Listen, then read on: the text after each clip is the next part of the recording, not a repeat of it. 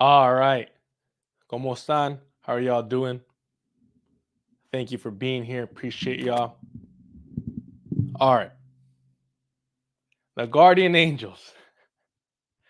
You thought they were gone. They were a thing of the past.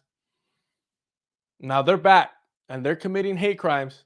They're doing what white people do when they feel uneasy, when they don't feel safe, when their pigs aren't violent enough. White people, middle class white people, petty bourgeois, they gear up. Now, thankfully, like these guys are bums, straight bums.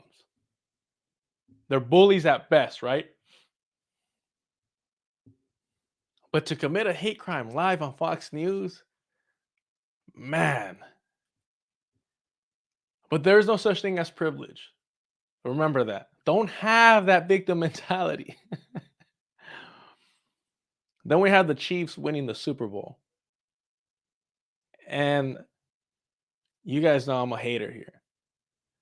Like and subscribe if you want to see some of these Eurocentric, so called self proclaimed leftists get called out for their laziness, their lack of analysis, their cash grab, their opportunists.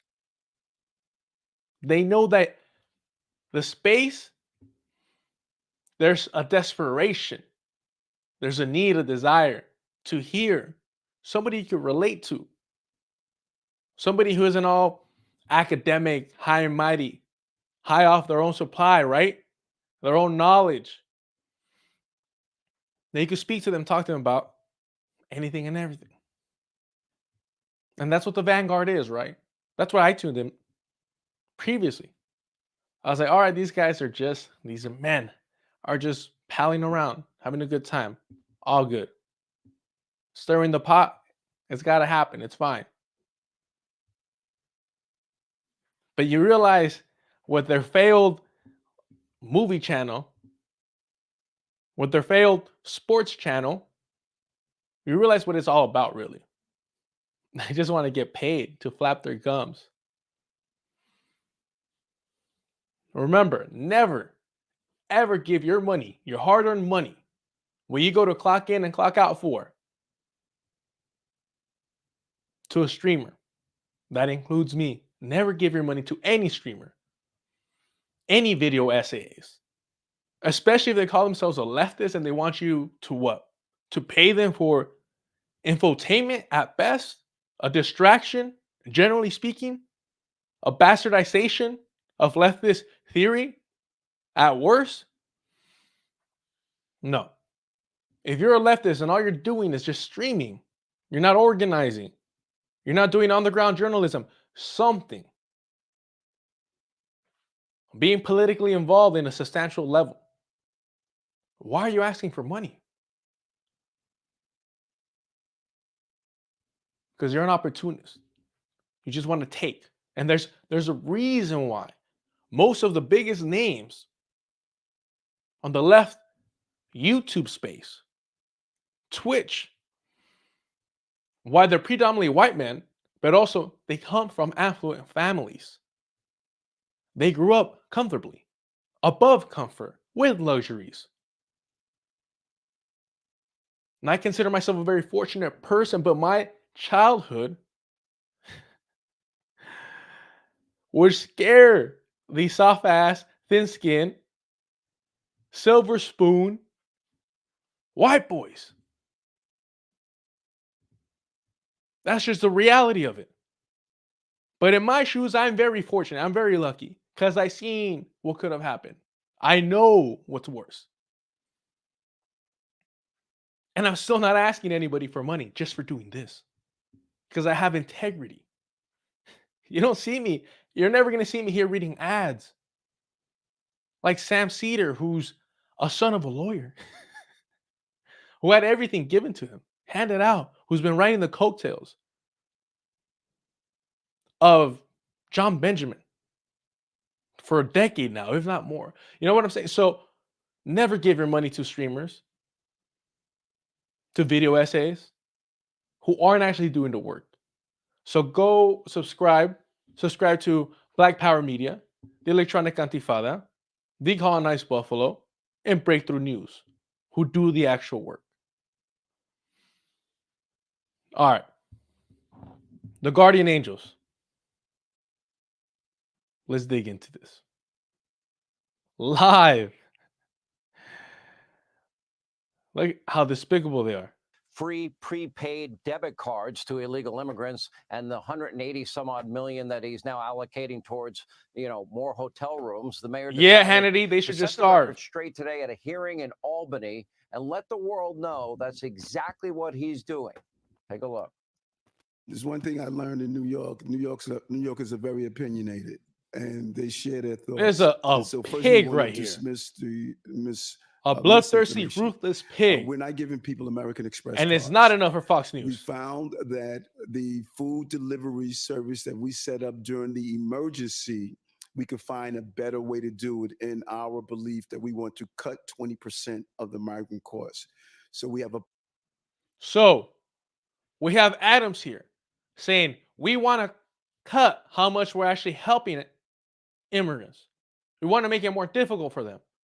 And Fox News is like, nah, that's not good enough.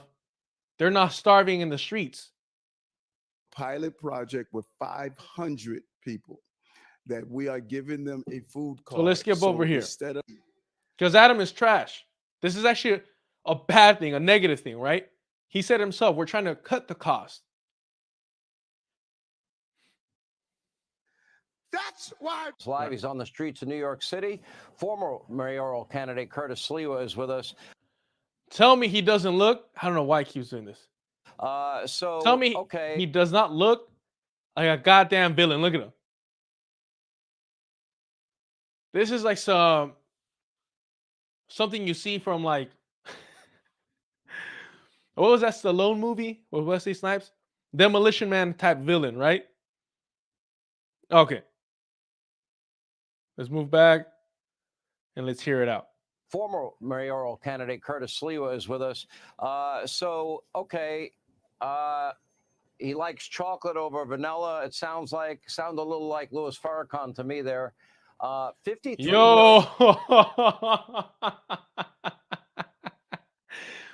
I actually hadn't heard that part. He sounds a little like Louis, the honorable Louis Farrakhan. Let's get that right. Listen, they're both right wingers in their own regard. But Adams is like a bootlicker here to serve white supremacy to the T. He will dot the I's and cross the T's, right? Like he will do everything to serve white supremacy. He's a pig after all. So to compare him to Louis Farrakhan because of some ice cream remark,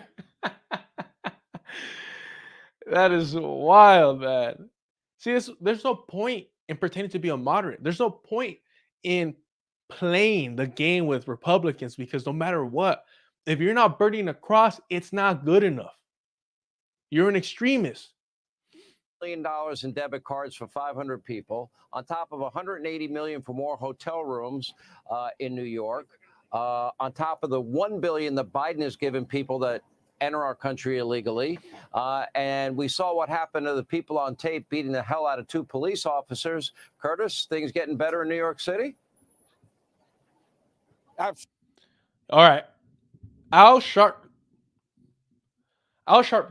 was also regurgitating this right-wing lie about, oh, the immigrants are jumping pigs. Homie, I wish that was the case. But no, actually, the cop attempted to abuse his power and they got checked, rightfully so, thankfully. So,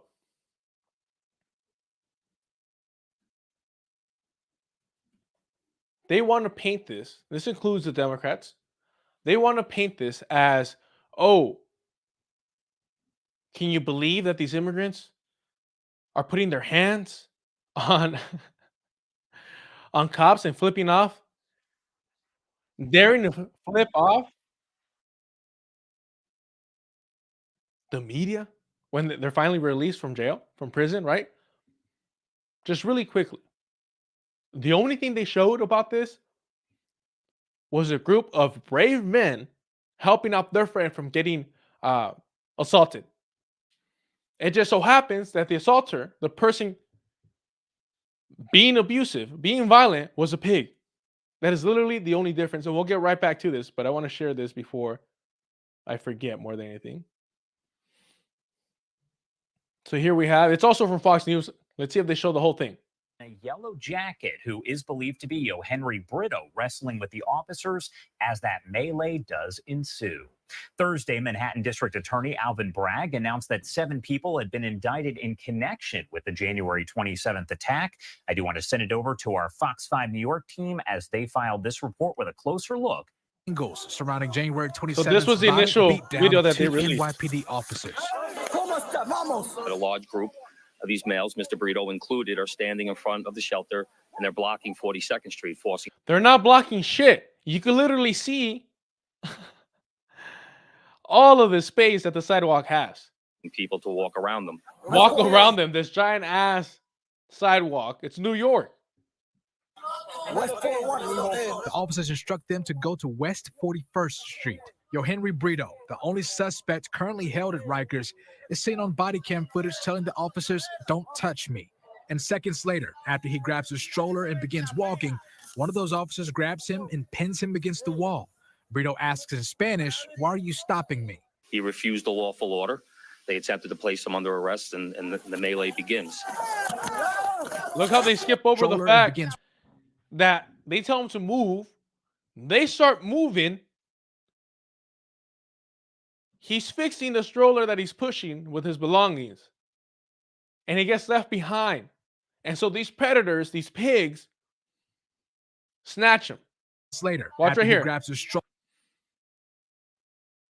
Fox News edits the part out where he goes to the front of the stroller, adjusts it, fixes what's inside of it, carrying his belongings. His friends right here looking back at him. They're already moving. Again, look how large this sidewalk is. And the pig sees him by himself. And watch. Stroller and begins walking. He starts One of walking. those officers grabs him and he grabs pins him against the wall. He was already walking away. But these pigs have to flex. They have to demonstrate how tough they are. And they got their ass whooped for it. "Why are you stopping me?" He refused the lawful order. He did not refuse the lawful order. He was literally leaving. It's in the video. Attempted to place him under arrest, and the melee begins. He tries to get away. The incident in that instant turns physical as the men around Brito responds to his arrest, kicking and striking officers. Brito comes out of his shirt, and more of the men, prosecutors say a total of 14, jump in, kicking those officers. Good. Thursday. Good. More of that. So now we got the guardian angels scared. They're frightened. These immigrants, they're beating up our pigs, our innocent, sweet pigs. Absolutely not. In fact, that's why I'm his #1 hater. Join the Curtis Lewa Haters Club of Eric Adams, who is single-handedly destroying this city by giving illegal aliens everything. They arrive in our city. Imagine you check into your hotel, you get concierge service, and bam, you get $1,000 debit card that you can use for the whole month. $1,000 in New York. Okay. For the whole month. All right. Wow. Living in luxury. And you get more money than any veteran, any homeless person, any emotionally disturbed person. Number one, if you're a veteran, what are you still doing in life? You ain't going to make it to Valhalla if you don't die in the battlefield. And if you come back and you're just a burden, I mean, the Republicans aren't giving you any scraps. So do us all a favor. Pay for your crimes as a war criminal and say goodbye. My suggestion, my opinion. That's all it is. But Republicans will always use the excuse, oh, it's the veterans. They're taking food from the veterans. You're not giving them shit anyways. you're not serving the veterans. When a center-right liberal like Jon Stewart has to plead that 9/11 first responders get taken care of. Don't talk about veterans. I don't want to hear it. One, I don't care about them. Nobody should. They signed up to go and kill people, brown and black people abroad. I have no sympathy for them. I got no spare change. I'm sorry. But don't let them use that against helping good, decent people just trying to live safely and work hard. In New York City gets. That's an absolute outrage. And this mayor just doesn't seem to get it. He takes care of the illegal aliens and forsakes his own people, especially the African-American poor and impoverished who elected him mayor of the city of New York over me, Curtis Lewa. Of course, and this is why I have this spick standing next to me and this black man standing next to me. Yeah, all right, bro. You care so much about these poor colored people. So much so that you're about to jump somebody for daring to speak Spanish around you in New York. Yeah. Well, by the way, Look at if him, you look at him. divide 53 million by 500, that's a $106,000 debit card. Not a bad deal. I don't think they're giving them to vets that are homeless in New York City. You wouldn't give them to vets that are homeless. Y'all refuse to. So why even bring that up? And that's not a sweet deal. Not that I've heard, Curtis. Well, in fact, our guys have just taken down one of the migrant guys right here on the corner, 42nd and 7th. While all this Can you is pan the camera? Can you pan the camera? First of all, he's just watching it go down. He has no idea whether this is an immigrant or not. It's fucking New York. Second of all, can you pan the camera? Sean Hannity's like, give me that sweet, sweet hate crime. I want it live. He wants those clicks. He probably went to sleep watching that video that same very night. They've taken over. They've taken over. You'd like the camera. To hear a European leech talking about taking over. They've taken over. You're a plague on the world and you're talking about taking over. Shameless. Over there if at all possible. Yep. Yep. You got your key open, guys.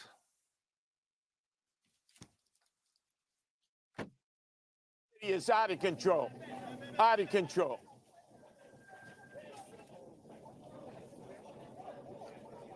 Look at that whole squad on one person. A goddamn hate crime. How did he know he was an immigrant? What made him say that? Well, he was brown, so already he's not American, and he was speaking a foreign language. So clearly he's a threat. I feel unsafe. My Anglo ears cannot take it. All right, what does the AP have to say about this?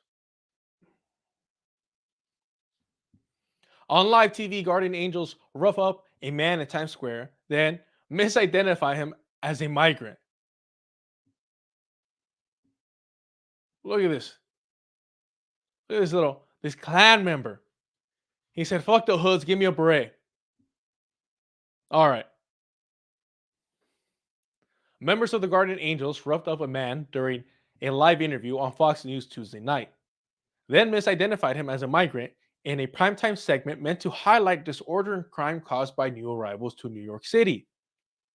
When in reality, all it did was highlight the disorder and crime committed by the Guardian Angels against non-white people, the global majority. The bizarre altercation played out as Curtis Sliwa, founder of the Anti-Crime Patrol Group,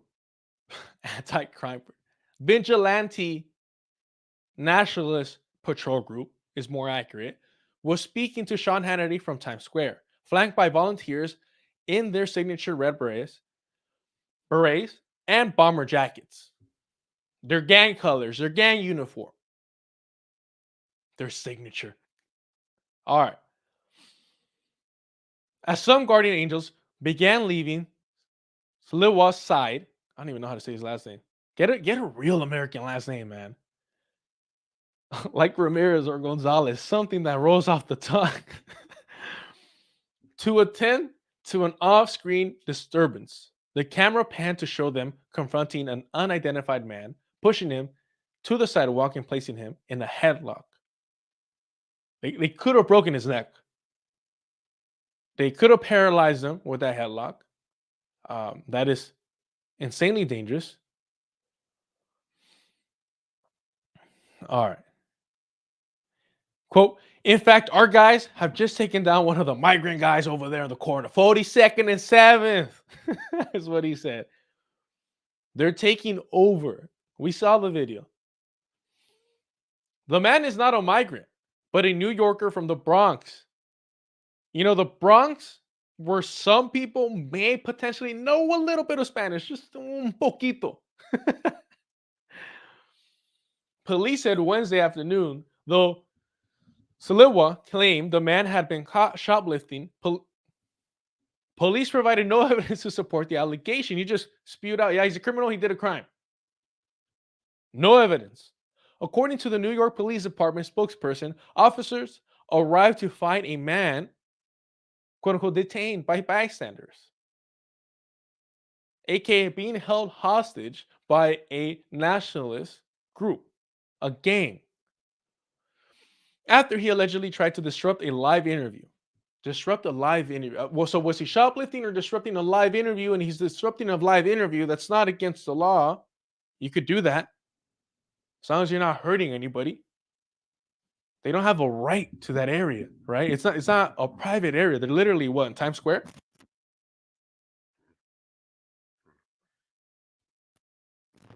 Police said the man was issued a disorderly conduct summons because he was acting in a loud and threatening manner on a public sidewalk. So a nationalist group led by this white Klan member can jump you, hold you hostage, assault you, put you in a headlock, and they're great, upstanding Samaritans. But if you're the victim in that situation, you're actually a criminal. You're the one causing, you're being disorderly, conducting yourself disorderly. And these damn sidewalks, All right. The spokesperson did not respond to questions about whether any member of the Guardian Angels were under investigation for the role in the altercation, because they weren't, because they're homies, they're their friends. They probably feed these pigs donuts every fucking morning. The incident came after a brawl in Times Square between police and a group of migrant generated. The incident came after a brawl in Times Square between police and a group of migrants generated waves of backlash against the city's asylum seekers. Some advocates for immigrants have blamed local officials and the police department for stoking fears of a migrant crime wave. Remember, Al Sharpton is part of this. Somebody on the quote-unquote left, the mainstream left, or as CYT calls them, mainstream progressives, right? Even as the city's crime rates remain largely unchanged since the arrival of tens of thousands of asylum seekers. Mind you, most of these asylum seekers are escaping, leaving their homes because of U.S. interference, whether directly or economically.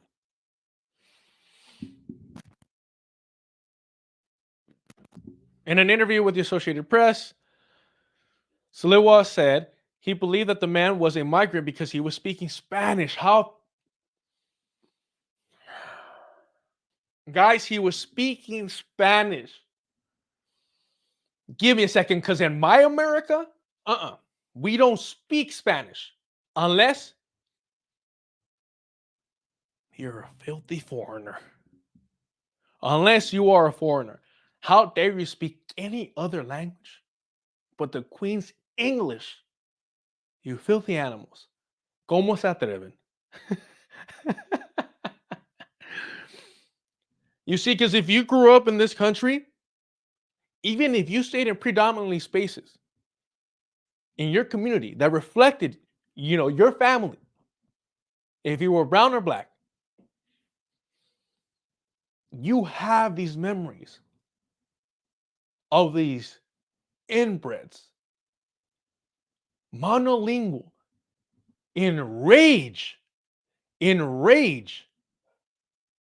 that you dare speak a different language in their country that they stole, that they raped, they committed genocide for, that they enslaved for. How dare you? Show some goddamn respect.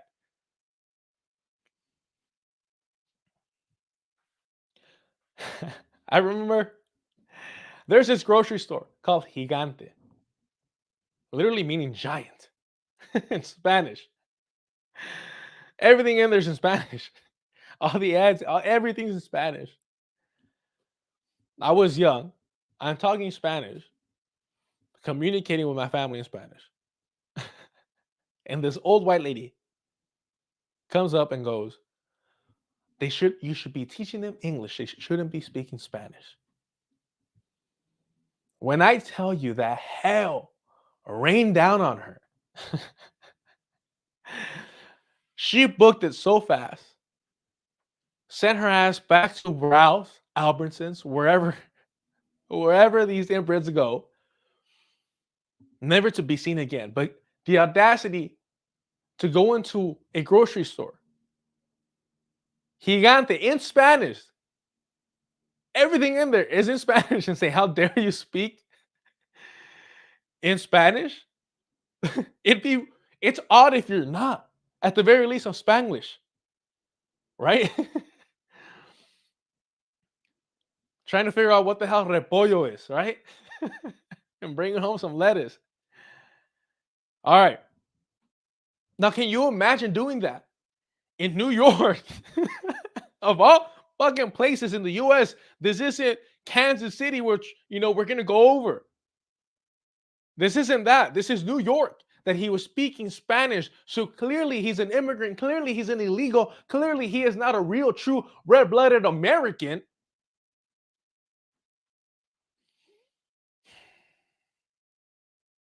He believed the man was a migrant because he was speaking Spanish and because other guardian angels had encountered him with other Spanish speakers on previous patrols. These goddamn spics are gathering. They're communicating, commiserating among themselves. We can't have that in this country. Oh, man. There was a time, because we're talking about New York, when the Puerto Ricanos fighting for independence were offing U.S. politicians, colonizers of Puerto Rico, right? Can you imagine the guardian angel screwing up with them? But how dare they talk amongst each other in Spanish and commiserate? Oh, man. Appreciate you. Or is this white? All right, continues. He was put down so he wouldn't hurt himself or anybody else. Homie, he wasn't hurting anybody. Y'all need to get put out permanently so you can stop hurting people. You can stop these hate crimes. But yeah, these motherfuckers have been around since 79 and they've been on patrols and they're a gang. They're a nationalist gang. All right. Enough of that. I gave them enough attention as it is. Disgusting. Let's move on here. By the way, you might think that these are like extreme right-wingers. No. These are like your center right. They think they're doing good for the community. All right. I'm a white passing British person, but when I was in Ohio a couple years ago, I got matched there speaking Spanish to my partner on the phone. Again, we're going to go over Kansas City Super Bowl, the Chiefs, right? Listen, the Midwest, I would have to hit up like my white homie to roll with me. When we were in high school, he was a sharp skinhead against racial prejudice. I love him to death. If I ever get accused of being anti-white, he's the first motherfucker I'm bringing on here. But yeah, I remember we were in high school. I think we were like seniors, maybe juniors. But we're walking on this trail, right? It goes across the city, or at least parts of it. And yeah, my homeboy's big. He's a big Viking ass looking Wedo, right? And he's got his bomber jacket on, everything, the chops, head shaved, and this yoked out, like, if my homie's big, like this fool was like a monster, right? Thunderbolts, neck tattoos, tatted up, looked like he was straight out like pinta, like straight out of prison, right? And he's walking alongside a homeless woman who was brown, but here, like in this side of the southern states, right? The Southwest, like there's a lot of brown looking people that are generationally like American, right? We're talking like fourth generation and beyond who do not consider themselves brown despite being brown. So anyways, he's walking alongside her and he hits up the homie and he's like, hey, like, like, where you from? Where are you? Like some skinhead shit. I don't know. I was not in that scene. And my homie immediately goes like, no, like I'm a sharp. Fuck all that shit. Fuck that racist shit. And we keep walking. And then this big fucking juggernaut turns around and goes, hey. We look over and then throws a straight like Nazi salute, right? Mind you, we're like juniors, seniors, and this guy's a grown ass adult. Yoked the fuck out. All those prison workouts, like just ripped, shredded. And my homie's like, nah, fuck that. And he starts walking towards them. They start walking towards each other, bro. Like I'm this little spick, like fucking being, trying to get in the middle of them before they actually clash. And like I'm pushing my homie, like I'm just pushing it. And I'm like, dude, like we got to get the fuck out of here. Like, stop. I'm like, you don't have to defend. You don't have to fight racism right this second. I'm giving you a pass. And yeah, sure enough, like I finally like grab him, convince him, we book it, and like just a swarm of like homeless people pop out of nowhere. And like we're literally walking it in the middle of the street through traffic to get away. And you know what? I'm still not out here saying like homeless people are a threat to society, like Anna Kasparian. Like I don't. That happened to me, and I was a fucking kid. That's a great memory though. But if you're not down like that, if you're not a white person who's down like that, who knows you're about to get your ass beat, but you're still down to scrap, like you're not an ally. And we're gonna give a prime example right here. All right. Let's go with the Kansas City Chiefs, right? Listen, I don't watch team sports.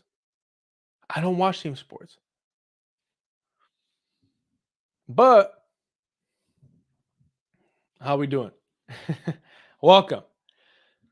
I don't watch team sports. I just watch mixed martial arts. Kickboxing, Muay Thai. Wrestling, not that much. I love watching sumo, but I don't follow it. But it's fun to see the tournaments, right? All I'm getting at is I don't watch team sports. But if I was, why would you continue watching the NFL after clearly demonstrating that they're a racist ass organization? Fine, Kaepernick, it happened. We got over it. JC said we're past the kneeling. All right, cool. Why would you go and support the Kansas City Chiefs after they came out with a statement supporting Israel? You see, because when I watch MMA events, I'm not paying for them. I'm not paying the UFC pay-per-view. Why would I do that? It doesn't go to the athletes. It doesn't go to the fighters. It's purposely done. Exactly. Why would they? It's for propaganda purposes. We're going to go over that. We're going to go through the history of football, the American sport, and we're going to see how the Super Bowl is doing nothing but aiding in U.S. imperialism. That's all it is. It's all it's ever been. All right. Let's give you a little example. Why not, right?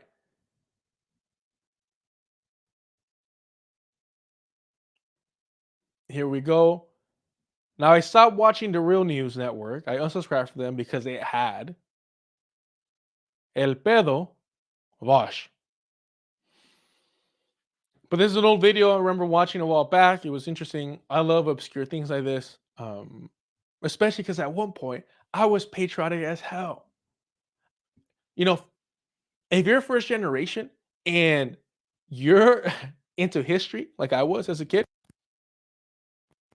you probably grew up very patriotic because you feel fortunate to be here, especially if you still have family back in your family's home country, right? And you know how hard they're struggling. And so I was big into history growing up. And I believe all the lies, I ate it all up. And now that I know it, like I love learning, like unlearning, I should say, a lot of those things. And the more obscure, the better. And here we have football, right? I believe this guy's name's like Dave. What's his name? It's yeah, Dave Zarin. I really enjoy him. I haven't looked too much into his work, but this one's pretty solid. And let's hear it out. Is the case? Why do other countries reject our football as a point of pride, especially when our other cultural products like music and movies or other sports like basketball tend to spread around the globe like wildfire? Now, I've heard some explain this by saying, well, the USA is a violent country, so people love a violent game. And that's true. While that sounds smart, as Jules Winfield said in Pulp Fiction, that shit ain't the truth. I mean, and if you're going to throw in, Pulp Fiction references like that, I like this guy so far. There's violence across the world, and yet that doesn't make people football fans. So what is it about this country that makes football our addiction of choice? Why are TV ratings, even in our fractured culture, always on the rise when it comes to football? And again, through the whole Kaepernick situation, Black Lives Matter, like it did not slow down in any significant manner. To understand why, you have to look at everyone's favorite subject in high school, history. It really was my favorite subject. I remember requesting to get put in an AP class thinking that we're going to have a more, in-depth analysis. How we doing? Buenas. About history. And then here I come find out that the whole course is dedicated to the AP exam. And I said, get me the fuck out of here. Because I'd rather be chilling in a regular classroom where there's it's less restricted than the AP courses. You can't afford to distract the teacher with a random question and get into it. And those were my favorite moments in class, despite having to unlearn a lot of that. So this was me. This was my favorite subject in school, history. And I ate it all up. So let's take a trip in the Wayback Machine and explain how football got baked into the cake of this country's psyche. Football began to flourish here at the turn of the 20th century, not as a fun diversion for kids, but to aid a U.S. foreign policy obsessed with dreams of a global empire. Those dreams existed side by side with the fear that the children of the wealthy, the ones supposed to lead this conquest, were too soft, too weak, too quote-unquote unmanly for the task of running the world. Now, this is hard for us to envision today because football draws most of its players from poor and working class backgrounds, and the majority of NFL players are Black. So keep in mind, what he's saying is that initially football is essentially a bourgeois creation to harden, these soft-handed, silk, bedsheet sleeping children of the rich. That's what it initially was. That's where it originated from, the Ivy Leagues. This is what we're all glorifying. And the only reason that it became a larger thing, and we're seeing, people from the global majority, from these internal colonies, is because capitalism, sweetie, like it said, hey, there's money in this. And you know what? It's extremely dangerous.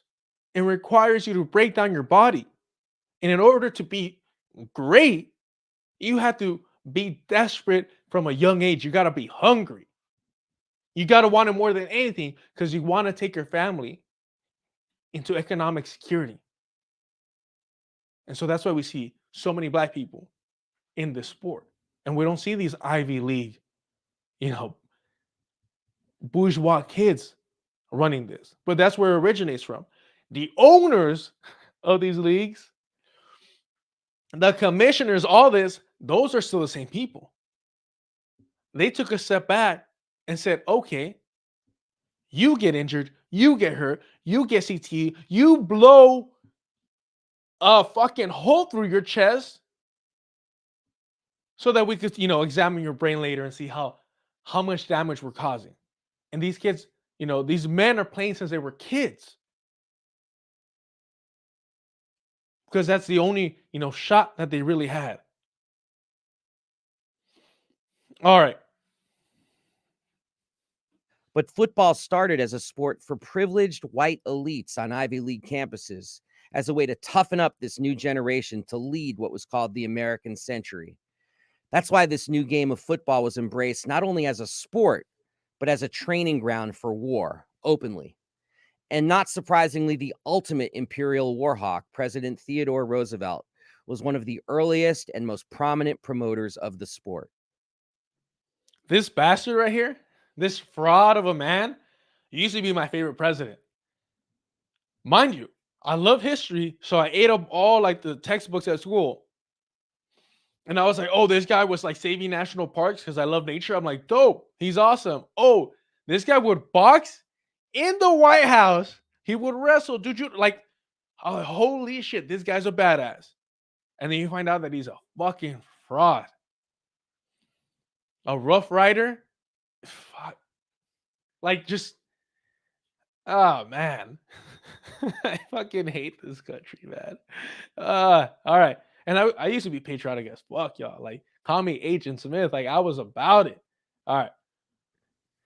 In an 1893 piece called The Value of Athletic Training, Roosevelt defended football, writing, all of the masterful nations in history encouraged rugged sports. He believed that athletic training in football could build a new Anglo-Saxon super race ready to stand astride the world. Like, he literally meant masterful, like to be the master of others. Yo, this is why I'm not here to call anybody a Nazi. I'm here to call you a goddamn Klansman. A goddamn pilgrim, right? Because the Nazis and all like the gymnastic classes that they had and all the propaganda about like making sure like children were fit so they grew up to be like yoked out adults of the super Aryan race. We have Teddy over here fucking advocating for this. All right. So football was born intertwined alongside ideas about white nationalism and imperial expansion. And these early games were so violent that dozens of young men died on the field of play. And when newspapers started to report the shocking... You could laugh because these were like Ivy League bourgeois kids. Like, please, the world is a better place because they're gone. Because they left the world early. I'd be the biggest football fan if they were still the ones playing and injuring themselves to the point of death. Like that, I'd have my foam finger ready to go. Number of casualties and the grim reality that football had essentially become a death harvest, many prominent thinkers called for its elimination and even its abolition. The NCAA was actually formed initially to find a way to lower the body counts in the face of a torrent of This is criticism. what I'm talking about. This is In other words, my little rant here is not just hindsight, but people back then recoiled, not just from the violence, but the ethos of the sport as well. Charles Eliot, the president of Harvard, pushed for an abolition of football altogether, writing in 1915 that it was, quote, a fight whose strategy and ethics are those of war, where the weaker man is considered the legitimate prey of the stronger.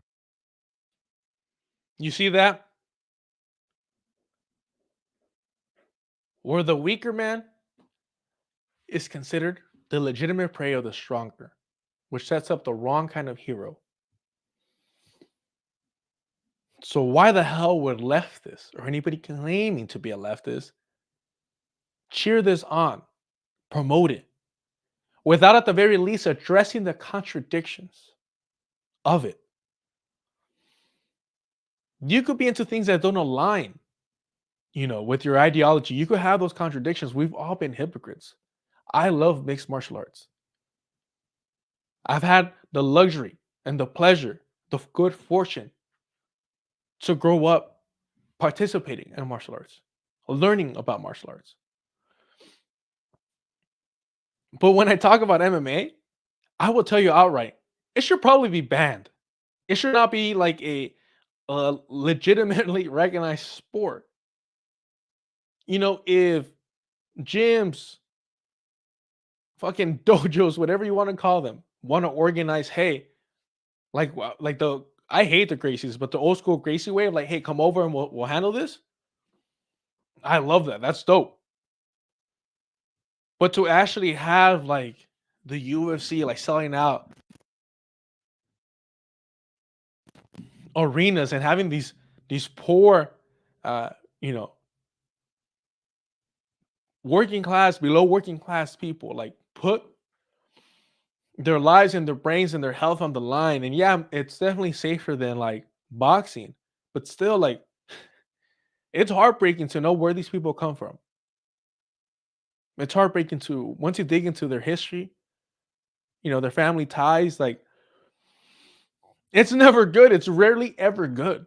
Like, I would say 99% of, these massive, like, mixed martial arts champions, right? Like, I'm talking like reigning, defending, came from like broken homes, broken backgrounds, impoverishment, right? You have especially with mixed martial arts being so young, you have your outliers, and the money being so shit, you have your outliers like the prodigy BJ Penn, who grew up like wealthy, man, like, but he was a quitter, right? But then you have Francis Ngannou, whose story is things of Hollywood. It's preposterous the amount of fire that man has in his belly. And he's a kind, generous soul, like wanting to improve the conditions for other fighters. He left the UFC. He's doing great things in boxing, but his PFL contract, he wants to make sure that whoever he fights at least bags $1 million. At least. That's amazing. So yes, there's contradictions to have. I'm watching people collect CTE. Like, look up Spencer Fisher, Spencer the King Fisher. Those who know, like, those. That's a deep cut. That's a journeyman at best. At best. And he can't remember his children's names sometimes. So yeah, like, I may love the sport, participating in it, and it is part of me. It really is. You see some of these posters behind me, where there's Dragon Ball Z, Power Rangers, Teenage Mutant Ninja Turtles, like, all related to like martial arts. And that's part of me. I can never separate that from me. I've tried, believe me. I've said I need to give up on this sport. It's unhealthy. People are going to get hurt. But I fucking love it. But what I'm not doing is celebrating the UFC. UFC 300 rolls around. I don't give a shit who the main event is when that's finally announced. I'm not gonna be on here being like the UFC, like they put on the greatest event. But you know who is doing that? The Vanguard. That's who's doing that. That's who did that. Let's pull it up now. All right. So these cowards, they're Zionist apologists. Prior to October 7th rolls around. They're like, oh shit, we got to pivot because we got to get those clicks. We got to get those Patreon supporters. We got to get those super chats because that's what it's all about for them. So they have this stream for the Super Bowl, amongst other things. They clip everything out. And for their videos, on their video section, they have literally every other part of this live stream except the Super Bowl portion of it. That's for members only. And I did a little bit of snooping around. They're, I was going to say co-host, but their guest here, he put that portion up on his channel. So that's what we're looking at right now, but this is the Vanguard, essentially. I don't know who this fucking weirdo is. Like, he might be doing this ironically over here, the whole wasp thing, but yeah, let me look through your closet, homie. I know I'm going to find some hoods in there. But look, let's hear him out. Yeah, I don't want to hear everything he's got to say, but 513 should be a good starting point right there. Because they're just kind of like giving each other props for gambling. Hey, all of those who give money to the Vanguard, just know that they're gambling that shit away. They're gambling with the money that you're working hard for.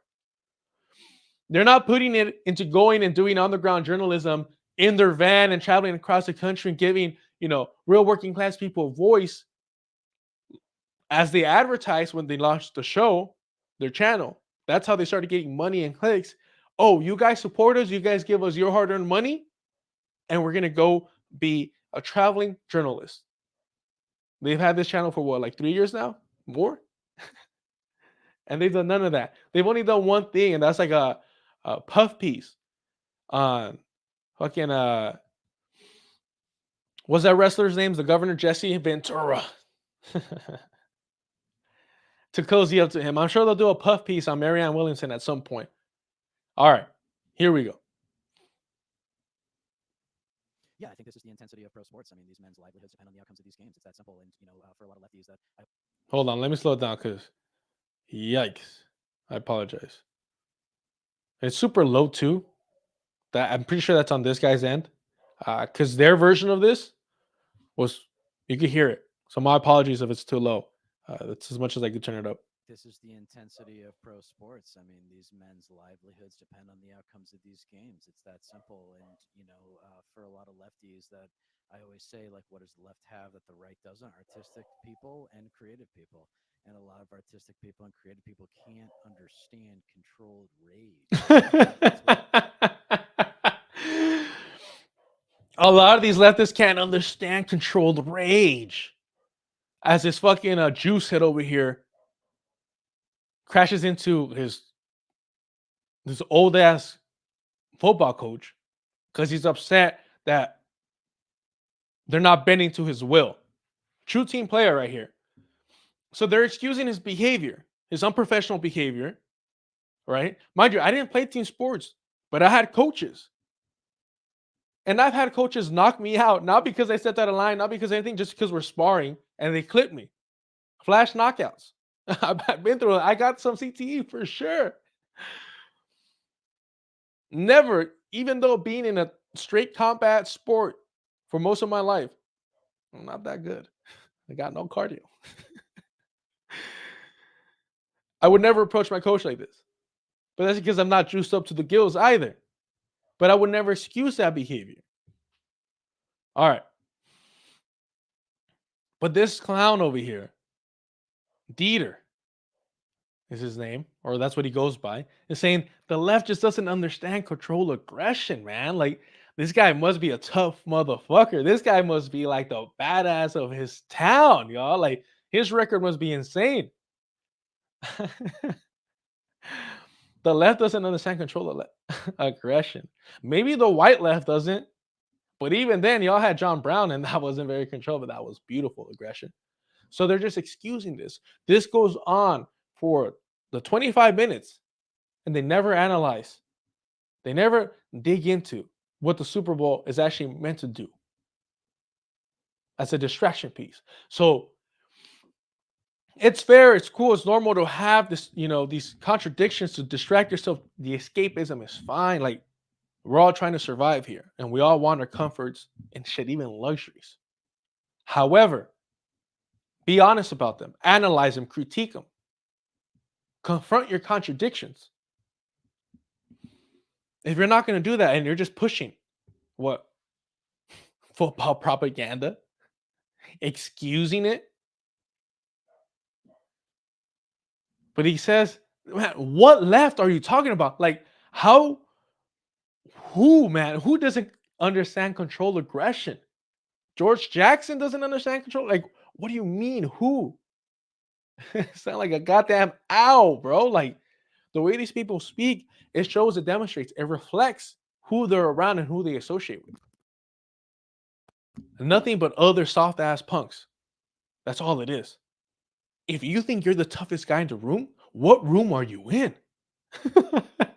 I've been in rooms where I'm scared, where I got nerves to go up and show up for sparring because I know everybody there is going to kick my ass and do so cruising.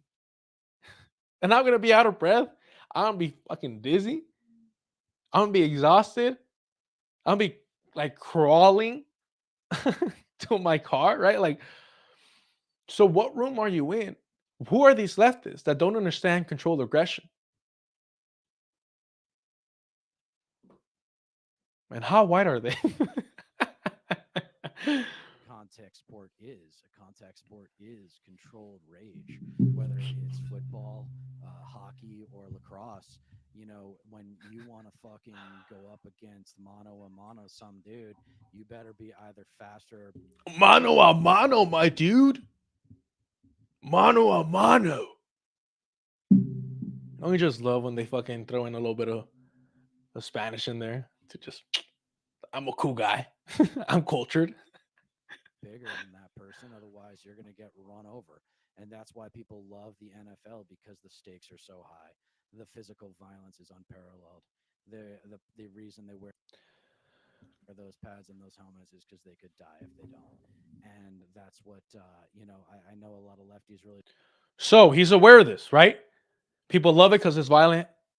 They could die if they don't have these pads. Again, we just saw the video where literally it's insane. I had it right here. I apologize. Should I pull it up? The NCAA was created specifically to try save people's lives in this barbaric sport. Do they analyze that? Do they examine that? Do they dive into that and what that means? Nope. They're just like, Americans love violence, and this is a violent sport, and I love it. Examine the contradictions and be better and grow from it. But in reality, all they're interested in, the Vanguard, is somehow trying to find a way to like start a sports channel for Zach and a movie channel for Gavin, because they don't give a shit about politics. That's why they're not involved. That's why they have no unique analysis. That's why they're defending Israel's, origins. Because for them, it's all about the click. It's all about the money. That's why they're not going on their van and doing on-the-ground journalism. So let's watch a little bit more here. If they don't. And that's what, I know a lot of lefties really struggle with the violence. It's like, grow It's up, the best part. Toughen the fuck up. Like, is that okay to say to a lefty? Oh, Like, no, I feel you, bro. First of all, is that okay to say to a lefty? Homie, tell me to toughen the fuck up in my face and we'll see if it's okay.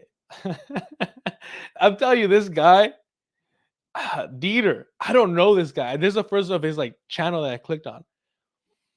When people like this speak in this manner, when men speak like, you gotta toughen up, bro. You gotta toughen up. When they do that, they're the biggest fucking crybabies you'll ever meet. He's got that beard on because if you find that chin, it's breaking like glass. We know Gavin. Gavin.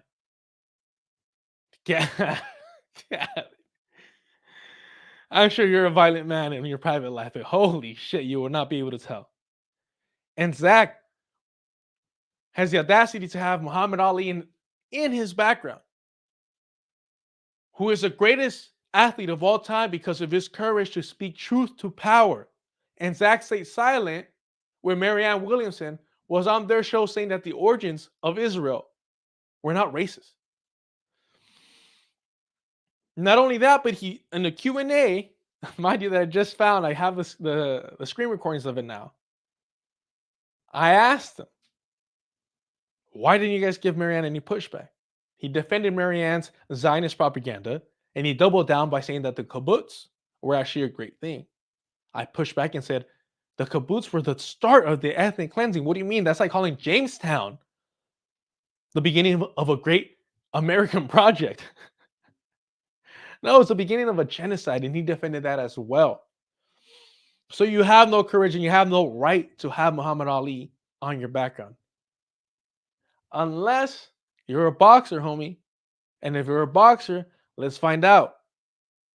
Zach, use your money. All you Patreon supporters, all your subscribers, all your, super chat donations. They use that money not to do underground journalism as they advertise. But homie, Zach used that money to get a hand tattoo. Not a sleeve, but a hand tattoo. Of a bros or some shit. There's only two type of people that get hand tattoos. Some badass, scary motherfuckers. Or people that want you to think they're badass, scary motherfuckers. And I want to find out. Zach. Let me know. I'll go to that fucking inbred fucking paradise of y'all. And I'll find out. Because we already know you don't have the courage to speak up to power. Marianne rolled all over you. Not only did you remain quiet in her presence, but you defended her afterwards. Dieter, you're clearly a badass. I would never mess with you. You're terrifying. I need to toughen up to even speak to you. All right, let's wrap this up. I'm overhearing them fucking talk about this. But let's look at a little bit of an insight that they provided. Because they're deep individuals. They're heavy thinkers. It's not just superficial shit here. They're gonna analyze Super Bowl. They're gonna analyze militarism, propaganda. They're gonna analyze Israel. Yeah, for sure. I'm sure they brought up the fact that the Chiefs came out and supported Israel in their statement. I'm sure they're gonna bring up the fact that Israel ran an ad during the Super Bowl. Right? Fuck no, bro. That shit's for fucking nerds and losers. We're here to watch fucking American football. Maybe we're stumbling onto a little bit of a cultural insight here in America, and that Some American insight for y'all. we're all about contradictions in this culture. And while The contradictions. Let's dive into them. we are the emergence of the individual as a society, historically speaking, our obsession with the team trumps everything. If you have a good team in sports, there is nothing better than that. Nothing. That is the kind of, I guess maybe boxing, like what else is better than being part of a winning team in America, as opposed to being like a superstar boxer, tennis player, or something. It's not the same as being part of, like, Mahomes, for example. All right. That's his deep insight. What's better than being part of a winning team? No insight analysis into the Super Bowl and what it means as a distraction for empire. None of that. Not the fact that it was used to, promote Israel. Nope, none of that. No deep insight into that. Just, hey, Americans like to be on the winning team. Fascinating. Fucking insightful. No wonder they had this guy on. No, they had this guy on and they say it off the top. It's because he gave Zach like betting information. This is like their bootleg DraftKings sponsorship over here. All right. Where are we at? Right here? Everybody's like, "Oh, America's got a chip on its shoulder. It's just the artistic type. Yeah. Fucking embrace it. That's right. It sucks. Those pussies, I'm those sorry. cowards. You want? We tried the Oh. nice guy and we got Trump. Yep, and we're fucking badasses here. These fucking artistic leftists don't understand what a real man is anymore. They're all Dieter, bro. Let me know, bro. Let me know where I should show up. Whenever a guy that looks like this is talking about being a man's man, and look, Zach had is he pointing to the Muhammad Ali poster? Is that's what he's doing? Oh, you fucking coward. Is that what he's doing? Look at this. Fucking coward. But whenever a man like Dieter is talking about being a man, know that this motherfucker is a coward. He's spineless. Oh, man. Filipino immigrants, die-hard fucking Lakers fan. Like, there's definitely a cultural connection. know. You know what I mean with the Lakers dynasty. Cousins, of bro. the He was doing what all white men do when they're dating like a non-white person, is just randomly bring them up. Like, yeah, my partner, she's brown, and brown she is, and the Philippines, man, yeah, brown. That's what he's doing there. My bad. 80s. Cousins, man. And it's like it's a complicated town, but like Boston, LA, Boston, New York, Boston versus the country. We got a chip on our shoulder because we're flyover motherfuckers. Everybody's like, America. Zach says we have a chip on our shoulder because we're flyover motherfuckers. Homie, don't you like live in a major city? This guy acts like he grew up like farming in the middle of nowhere. America's got a chip on its shoulder. It's just the artistic types don't want to fucking embrace it. The artistic types don't want to embrace the fact that we have a chip on our shoulder. When he says artistic types, what he means is the cowards, the weaklings, right? Those that hold us back from true victory, right? And this is why I brought up this other video. Listen to what he says. It's got a chip on its shoulder. It's just the artistic types don't want to fucking embrace it. And it sucks. I'm sorry. We tried the nice guy and we got Trump. We tried the nice guy and we got Trump. We need a fucking asshole. Let's crack some fucking heads. Let's get real. How do you beat the bully? You stand up to the bully, he kicks your ass, the rest of the schoolyard sees it, and then gets involved and overwhelms the bully with numbers. That's how you beat the fucking bully, in case your audience didn't already know. Yeah, he's a blowhard. He's a tryhard. God, can you imagine drinking with this guy at a bar? This guy would be shouting at the TV screen when the 125ers show up and be like, I could kick their asses. But here we go. A fight whose strategy and ethics are those of war, where the weaker man is considered the legitimate prey of the stronger, all of which sets up the wrong kind of hero. And that's what he's advocating there for.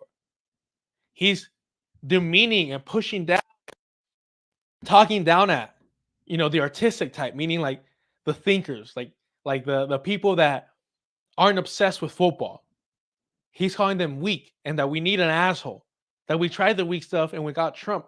What weak stuff did we try? We had Obama before Trump, bro. Like, what do you mean the weak stuff? It's nonsense. They don't. I almost didn't want to make this section of the video because it's so like idiotic. Like, he's not saying anything. What do you mean we tried the weak stuff and we got Trump? How was Obama weak? The deporter in chief, drone striking left and right. How was he weak? Let's wrap this other video up because it's so much fucking better. Man is considered the legitimate prey of the stronger, all of which sets up the wrong kind of hero. And just to be clear, this Dieter guy talks about like, oh, you got to stand up to your bully, this and that. It's like, exactly. Obama, not a weak guy at all. So what do you mean by we tried the weak guy and we got Obama? We need an asshole. Again, the wrong kind of hero is what they're advocating for. And he's like, oh, the way you beat up a bully is you fight him and then everybody jumps him. This, like, Dieter, when was the last time? How bad were you bullied that you had to act like a badass now? Ah, Dieter, when was the last time you scrapped? I want to find out. Zach trains every fucking day. That's why he got a hand tattoo. And Gavin has like bodies in his closet for sure.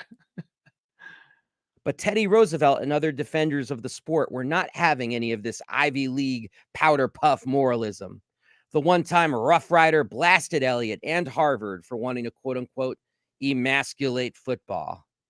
Roosevelt's belief that football was a necessary antidote to male effeminacy was so intense that he once wrote that he would disinherit his own sons if they didn't play and would, quote, rather see one of them die than have them grow up as weaklings. So this is what Dieter was advocating for. This is the same mindset, right? When he goes out of his way to disparage like artistic leftists, these wimps. I just want to make something very clear. Dieter is not playing like amateur football on the weekends. Dieter is not like on the fucking field out there, like putting in work. I've been doing martial arts off and on because that shit's expensive. And I can tell you, I love sparring. I love fighting. I love hitting and getting hit. It makes me happy. When I spar, I gotta let new training partners know, like, hey, like, I'm gonna joke around. I'm gonna have a good time. I'm gonna smile. I'm not trying to disrespect you. I'm not trying to like, in any regard, like make it seem like you're not hurting me because that shit hurts. But if you catch me, if you clip me, if you set me up for something, and I get fucking my bell rung, I'm gonna smile because I'm like, dude, like this is why I love this. This is why I show up when I can afford to.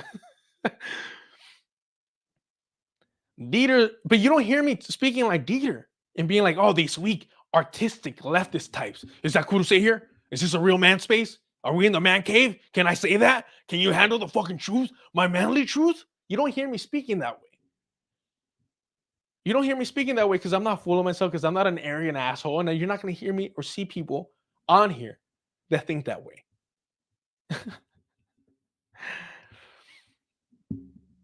Man, like, it's pathetic, these guys. They're just in here to get your money. They don't give a fuck about anything else but getting your money. Moicano wants money. Like, that's all they care about, is getting your money. That's why they don't analyze the Super Bowl in this manner.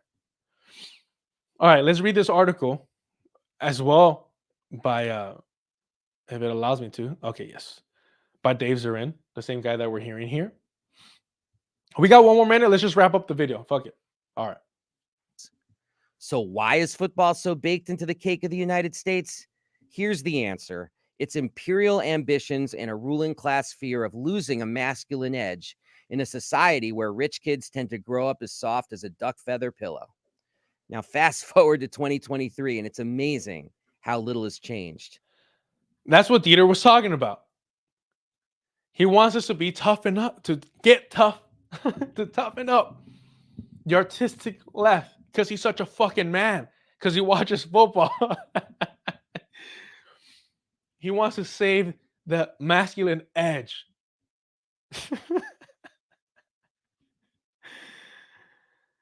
Dieter has never spoken back to a cop a day in his life. Yes, sir. Yes, sir. Yes, officer, sir. And he's never been at risk to getting shot either by one of them, because he's just some fucking white dude that thinks he's a goddamn badass because he watches football. That's how low the fucking bar is for these alpha males. I watch it on TV. It makes me more of a badass than you. Toughen up, artistic lefties. The GOP in particular has become the party of white male panic. Their platform is fear-based, fear of declinism, fear of the other, and fear that we won't be able to keep what has already been conquered. This is not to say that only right-wingers are football fans. Far Obviously from not. it. But only Fucking rad libs like the Vanguard and Dieter are definitely part of that right there. in a country such as this one, only in the United States of anxiety, do people clutch this sport so firmly. And maybe we clutch it because we feel it all just slipping away. So there you have it. Great video. I love videos like that. Actually, I'm excited to look into his work. Like I know he has a couple books that I want to read. But the fucking time, the fact I'm a slow reader, my dyslexia, god damn it. Why does God hate me? All right.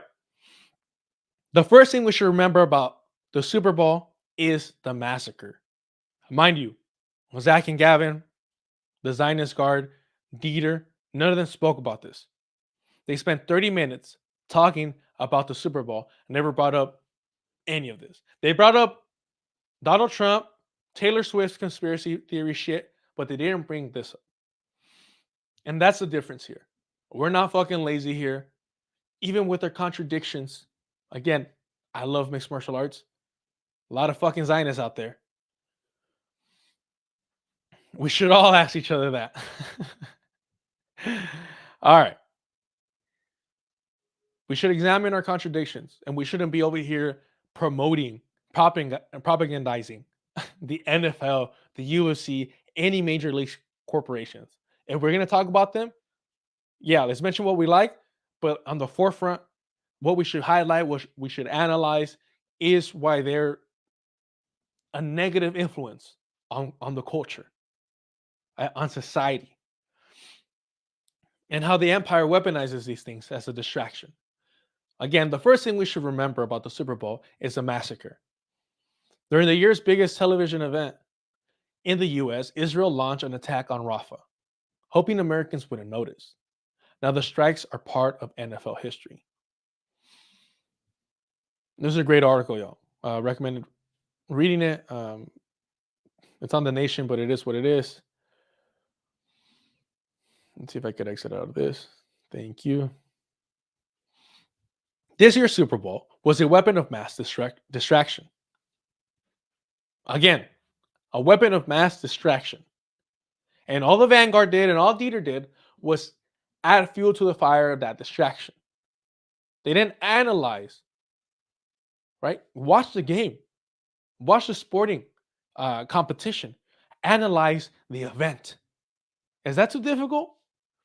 Is that too much to ask for somebody who's taking money from working class people? After they lied to them saying that they're going to be underground journalists? But oh shit, that actually requires work and it's a little bit hard. I might have to sacrifice some things, something I've never done growing up comfortably middle class white men. Zach's father's a war criminal. Sorry, Zach's father's a war criminal. And Gavin's mother, I believe, is like a professor. Like, these kids did not grow up struggling whatsoever. They're not kids, they're men. Even I infantilize white men. That's why they get a pass day after day, these guys. They say, oh, we're just the TMZ guard. We're just talking shit here. We're scraping the manure off the circus that is the left YouTube space. Yeah, not when you interview a presidential candidate who just dropped out, who finally quit her book tour, Marianne Williamson, and you allow her to spew Zionist propaganda about the history of Israel's origins, and then you defend her, Zach. And I found the clips. I found the videos where you defend the kibbutz. All right. This year's Super Bowl was a weapon of mass distraction. If there's any justice, future generations will remember the game not for Patrick Mahomes, Travis Kelce, or Taylor Swift, but for the US-funded attacks on Palestinian civilians that occurred while so many Americans were glued to their TVs. During the game, watched by over 100 million people in the United States, Israel's launched a bombing raid of Rafah in the Gaza Strip. The most densely populated area on Earth, more than 1 million people had fled, now leveled Gaza City to the refugee camps in Rafah and surrounding areas. Palestinians who have survived previous Israeli attacks are now staffing off diseases, destitution, and fear. They, along with people throughout the world, had been hoping for a negotiated ceasefire.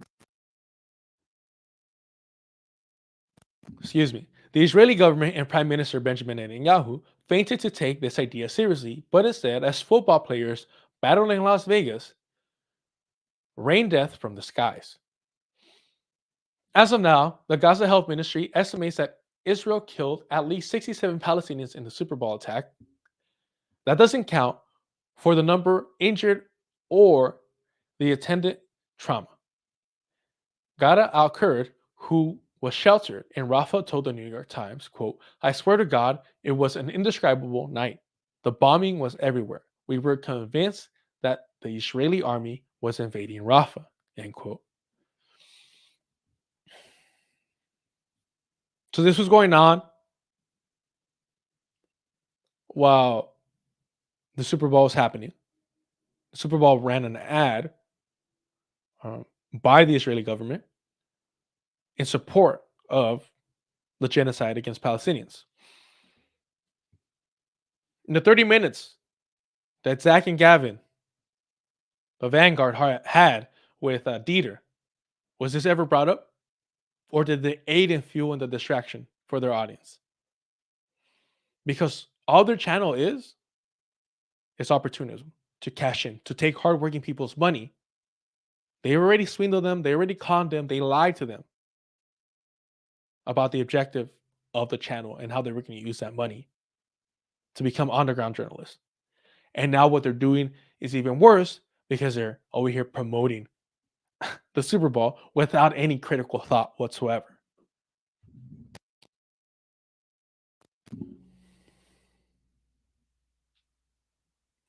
The Israeli government is crowing a victory after freeing 2 hostages, and much of the US media is following suit, regulating the deaths of Gaza civilians to a footnote. Meanwhile, the CBS granted the Israeli government space for an ad about the 130 hostages left in Gaza. This ad, meant to build public support and justify the slaughter of nearly 30,000 civilians in Gaza, spurred 10,000 people to register complaints with the FCC because the commercial did not disclose that a foreign government had paid for it. Coupled with the Rafah raid, this looks more likely like military synergy than happenstance. Did the Vanguard or Dieter even hint at this to their audience, that they're asking, that they're taking from, their money, their time? Not at all. Let's look at the ad that they ran, that the Zionists ran.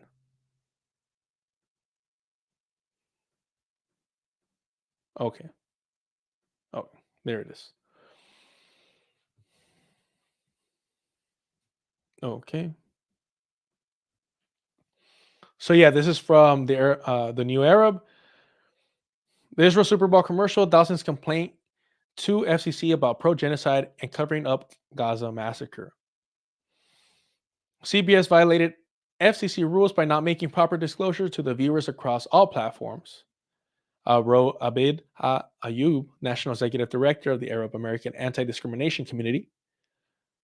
On Twitter, he states, this not only undermines the integrity of broadcasting standards, but also misleads the public by not providing necessary context about the ad's origins.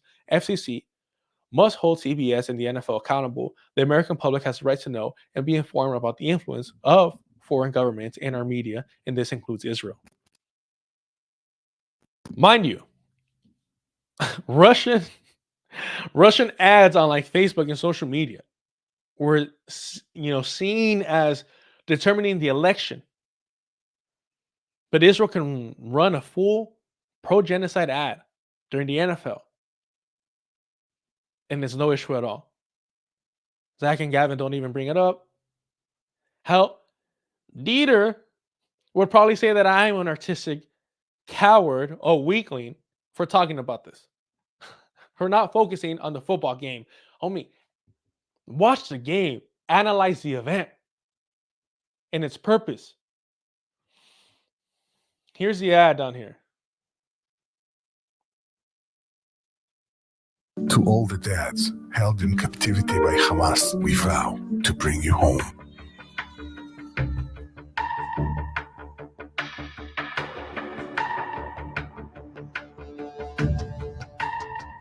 These ads were paid for by New England Patriots owner Robert Kraft. Multiple ads were aired, with each 30-second slot costing $7 million. They aim to counter growing criticism of Israel within the U.S. During America's Most Watched Sports event, the campaign was criticized for its controversial timing, as the number of Palestinian casualties killed by Israel in Gaza exceeded 28,340. So yeah, there you have it. The Super Bowl ad was on top, and essentially it's just talking about all the great fathers, all the colonizers.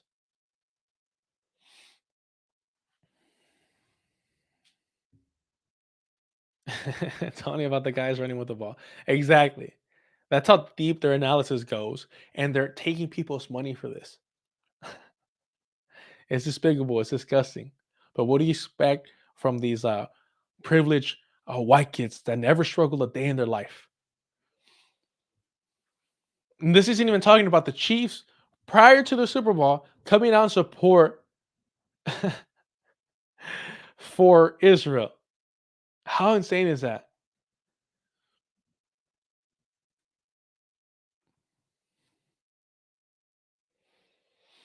But yeah, I mean, that's how you do it, I guess. There was somebody did an ad about all the celebrities. They documented all the celebrities that attended the Super Bowl and they're like whether or not they've ever spoken up about Israel's genocide of Gaza and colonization. But yeah, there you have it. The Vanguard taking people's money and doing nothing but if it's not Zionist historical propaganda, it's football militaristic propaganda. Completely ignoring, the purpose of the event. I'm not the sporting match. You can still have that conversation. In fact, if you guys want to hear something great, here's what I recommend. Black Power Media, as always, they did an episode on the Super Bowl. Dr. Jared Ball. But I want to show you guys. Sorry. Okay, here it is. Again, always please go and support fucking real channels like this. Super Bowl Psy Warfare featuring Hiram Rivera. And Rivera does a great job at talking about, his love for the sport of football and understanding the contradictions there and analyzing it. And that's the way it should be. If it feels like I'm giving the Vanguard a hard time, it's because they're taking your fucking money that you work for and getting tattoos with it, and not doing what they said they were going to do, which is to be, traveling journalists. They're just taking your money, hoarding it, getting nice new, places that they're staying at, that live. They're no longer roommates. They made enough money taking your money, providing content like that, lying to you about what they were going to do with that money, that they can have their own place individually now, and they could get badass hand tattoos. But here Rivera does a great job at dissecting the contradictions of loving the sport of football, but understanding that the event, the Super Bowl event, does nothing but aid in distracting the U.S. Citizenry from the empire's atrocities, including the genocide by proxy that the U.S. is funding and Israel is conducting against Palestinians. All right. They went they went traveling to a nicer apartment. Yep, they did. You can't, hey, yo, please don't criticize him. His girlfriend's family's from the Philippines. We can't. He's an ally. He's an ally. Is Rania Khalek? Yeah, she's part of Breakthrough News. I'm a big fan of her work. I recommend checking out her interview in Breakthrough News with let me pull it up. Breakthrough News and what interview was it that I was just, so she did an interview with a PFLP. That one was a good one. But but she also What is tweeted, the theoretical framework of the PFLP and its that was a dope one. Um,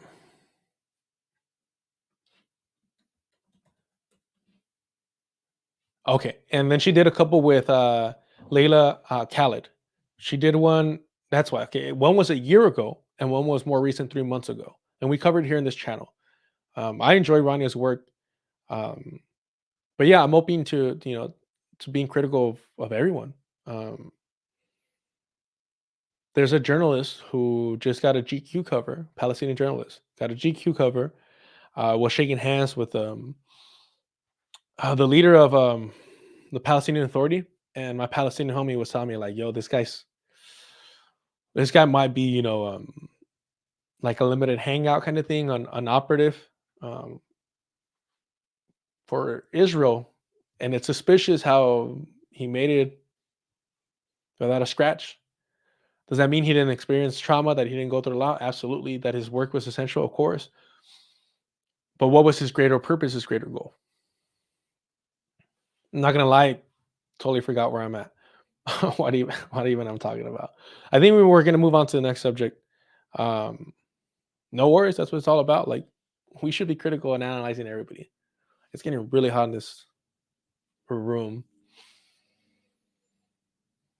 Yes, please, everybody, go like and subscribe to Black Power Media. If all this channel does is direct people to Breakthrough News, Black Power Media, Electronic Antifada, like that's what that's what it is.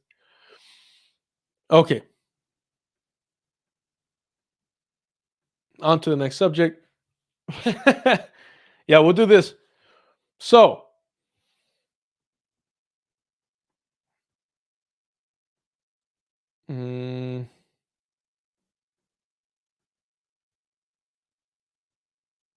okay, and just really quickly to show y'all that like you have to be critical of the shit you love and the contradictions.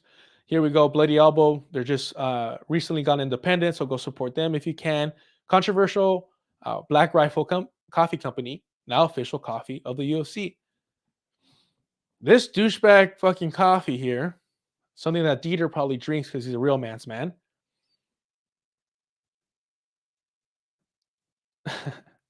Is straight up white nationalist coffee.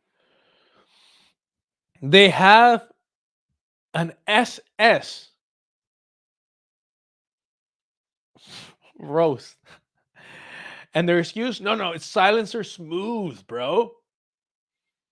Stop being, an artistic leftist and just drink a fucking SS coffee.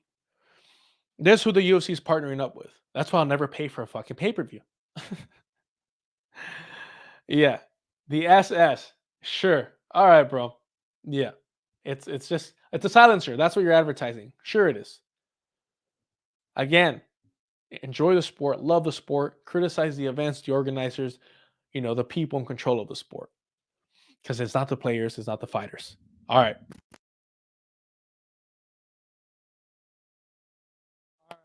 Let's wrap this up with Joe Biden here, and how pathetic the majority report is in trying to defend him at all fucking costs. So a report came out essentially saying like, hey, like Joe Biden is fucking on a good one. Doesn't even remember his kid's name. His kid's death. All this wild shit. As the majority report will point out, it was conducted by somebody on the right. So yes, we should be suspicious. Oh shit, I appreciate it. 100 subscribers. Thank you. All that means to me is not that I'm going to start asking for money. Never that. No sponsors, no super chats here. As long as I'm flapping my gums, that's all I'm doing. No Patreon, no donations, none of that.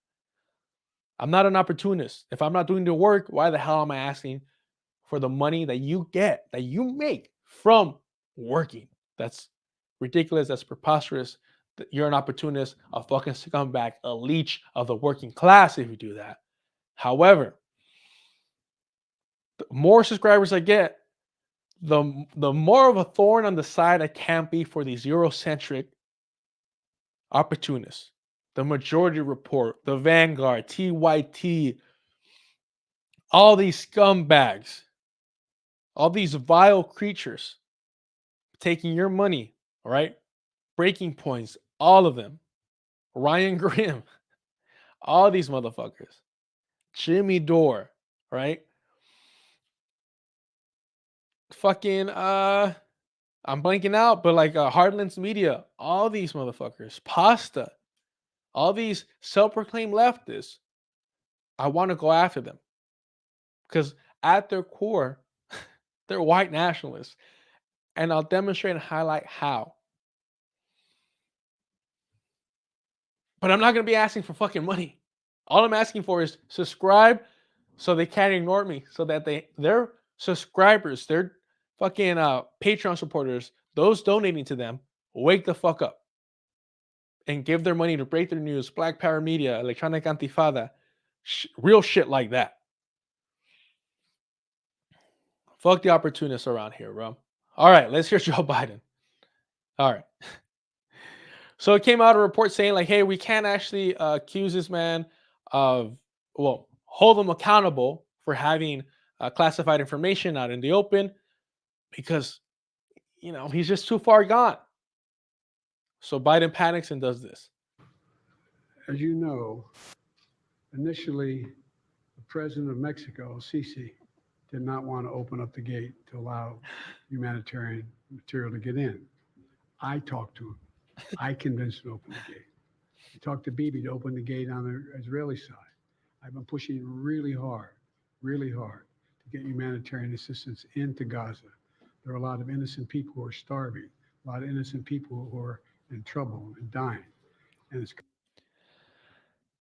off the bat, all those innocent people, and yet you keep sending weapons and money to Israel so they could continue to murder and massacre mercilessly these innocent Palestinian civilians. But notice what he said, that he personally spoke to Sisi, the president of Mexico. As you know, initially, the president of Mexico, Sisi, he was reading that shit. Look at his eyes. He's reading. Initially, the president of Mexico, Sisi, did not want to open up the gate to allow humanitarian material to get in.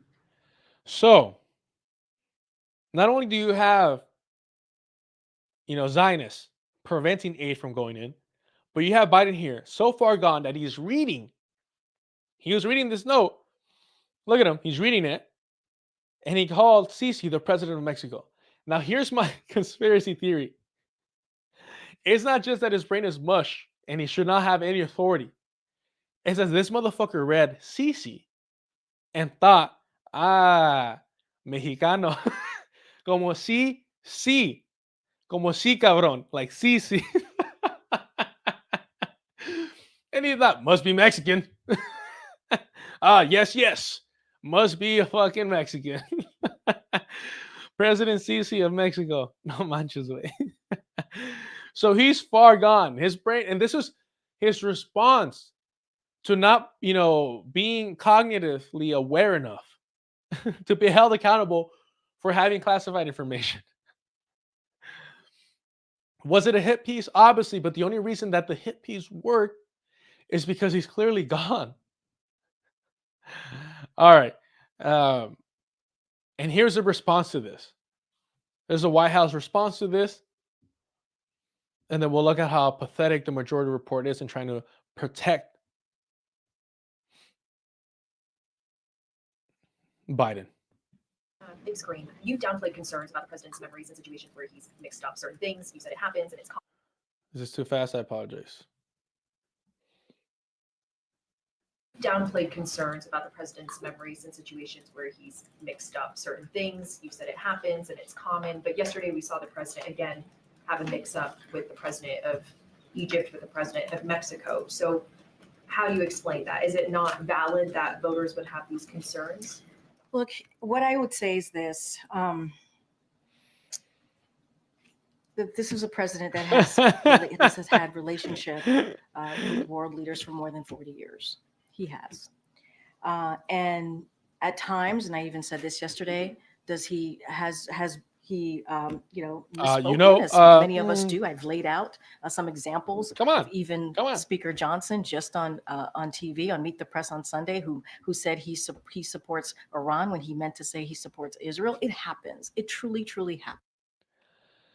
Yeah, but he was talking about that region.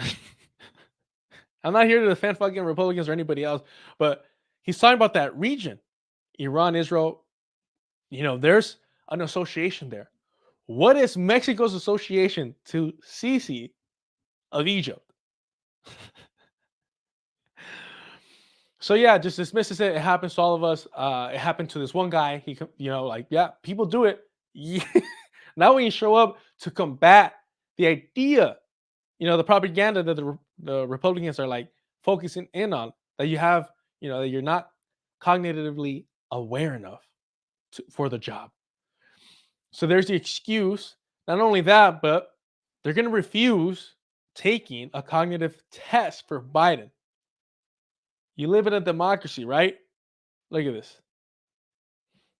On when the president's physical might be taking place? So he will have a physical when we have information on that. So obviously, we will certainly share that with all of you. It will be transparent. There will be a comprehensive report, as we have done the last 2 years. Just don't have a timeline for you. Plan on the press getting a heads up before the physical happens, or will we find out once it has taken place? We're going to do it the way that we've done it the last 2 years. It's not going to be anything different. So the way that we've approached this the last 2 years will be the same way that we do this this year, this third year. Does the White House think that the idea of the president taking a cognition test, a cognitive test, as a part of this physical is a legitimate idea, particularly just on the heels of the special counsel report, more polling, as my colleague Selena just mentioned, showing that many American people have concerns about that? All right, great question. Hey, maybe add a cognitive test to his upcoming exam, because the American public feels that he's too old and now realizes that he's not cognitively aware enough for the job. So let's address those concerns, because him coming out here and confusing, claiming that Sisi, you know, as the president of Mexico, doesn't really bode well. He might remember when his kid died, who, by the way, was in the military, so good fucking riddance. Oh, somebody died from a little poisoning from invading another country. Fucking tears. No. Fuck your kid, homie. I hope you forget his name at some point. And you probably already have. But it's a great question. Hey, why not just do the cognitive test, put everybody at ease, squash this whole thing? Because Biden can't do it himself. Look, I got this question last week as well, and I'm just going to say what Dr. O'Connor, it's kind of what he said to me about a year ago when the report came out last year, obviously on his physical, which is the president proves every day how he operates, how he thinks, right? But by dealing with world leaders, by making really difficult decisions on behalf of the American people, whether it's domestic, whether it's national security. And so he shows it every day on how he thinks, how he operates. And so he shows it every day except when the cameras are rolling. That is how the Dr. O'Connor sees it, and that's how I'm going to leave it. So no, in other words, he will not take a cognitive test. We're going to keep him hidden and praying to fucking God that we dope him up with enough drugs that when he comes out to speak, he can read off properly the note cards that we practice with him. So they refute it. No, we're not going to do that. All right. Who other than the majority report comes out to defend Joe Biden, Genocide Joe? They want their audience, 1 million subscribers, over 1 million subscribers, to go vote for Genocide Joe. All right. They're so desperate that they compare this slip up. Watch. They compare this slip up, a random fucking football question asked about the Super Bowl, to a politician, this right-wing Tuberville, Tommy Tuberville. I'm sure he's horrendous, but trying to use this to downplay how far gone Joe Biden is nothing but DNC fucking ops shit. Watch. Some issues of his own. Biden's cognitive decline seems to have some issues. Right. Tuberville is then, like, after making this point about Biden's cognitive decline, seems to have some issues of his own. So that setup, that little smirky fucking DNC operative smile, her parents, corporate lawyers donate thousands of dollars to the DNC. You're expecting fucking Tommy over here to start fucking drooling, to start like forgetting his fucking name or some shit, right? To like one up Biden. Let's see what happens. Oh, sorry. To all of us across the country that are Americans, that our leader, supposed leader in the White House, he can't remember names. He can't carry on a conversation. He has to listen to the press corps to give him hints about what he's talking about. We're really bad trouble when it comes to Joe Biden, and hopefully we've only got 10, 12 more months with him. Do you want to make a pick in the Super Bowl or not? You see that? They're talking about politics, and then randomly he's like, "You want to make a pick for the Super Bowl?" Because I guess Tommy here used to be a football coach. Look at the response. It's gonna be like Super Bowl. When? Where? Ah, yes. The thought, like some fucking random ass shit, like a team that's not even playing. Is that for the majority report? Emma Villigan here, Matt Binder, to use this to protect Biden. All right. How bad is it going to be? Well, San Francisco's got the best defense. Obviously, the best quarterback is going to be on the side of the Kansas City Chiefs, but they got a running back, and San Francisco is pretty dang good. And usually, running game and defense is going to win the big games. San Francisco. Yep. To all of Well, he was wrong. But when these politicians, they have this shit like practiced down. They know their talking points. When they get thrown a curveball like that, something unrelated to politics, right? Who's going to win the fucking game? He forgets the Chiefs, right? But he provides an analysis of the game that, from his viewpoint of how, they will be victorious. San Francisco will be. And this is what they're using as evidence for like, Biden isn't that far gone because Tommy, took like a couple seconds to remember the Chiefs.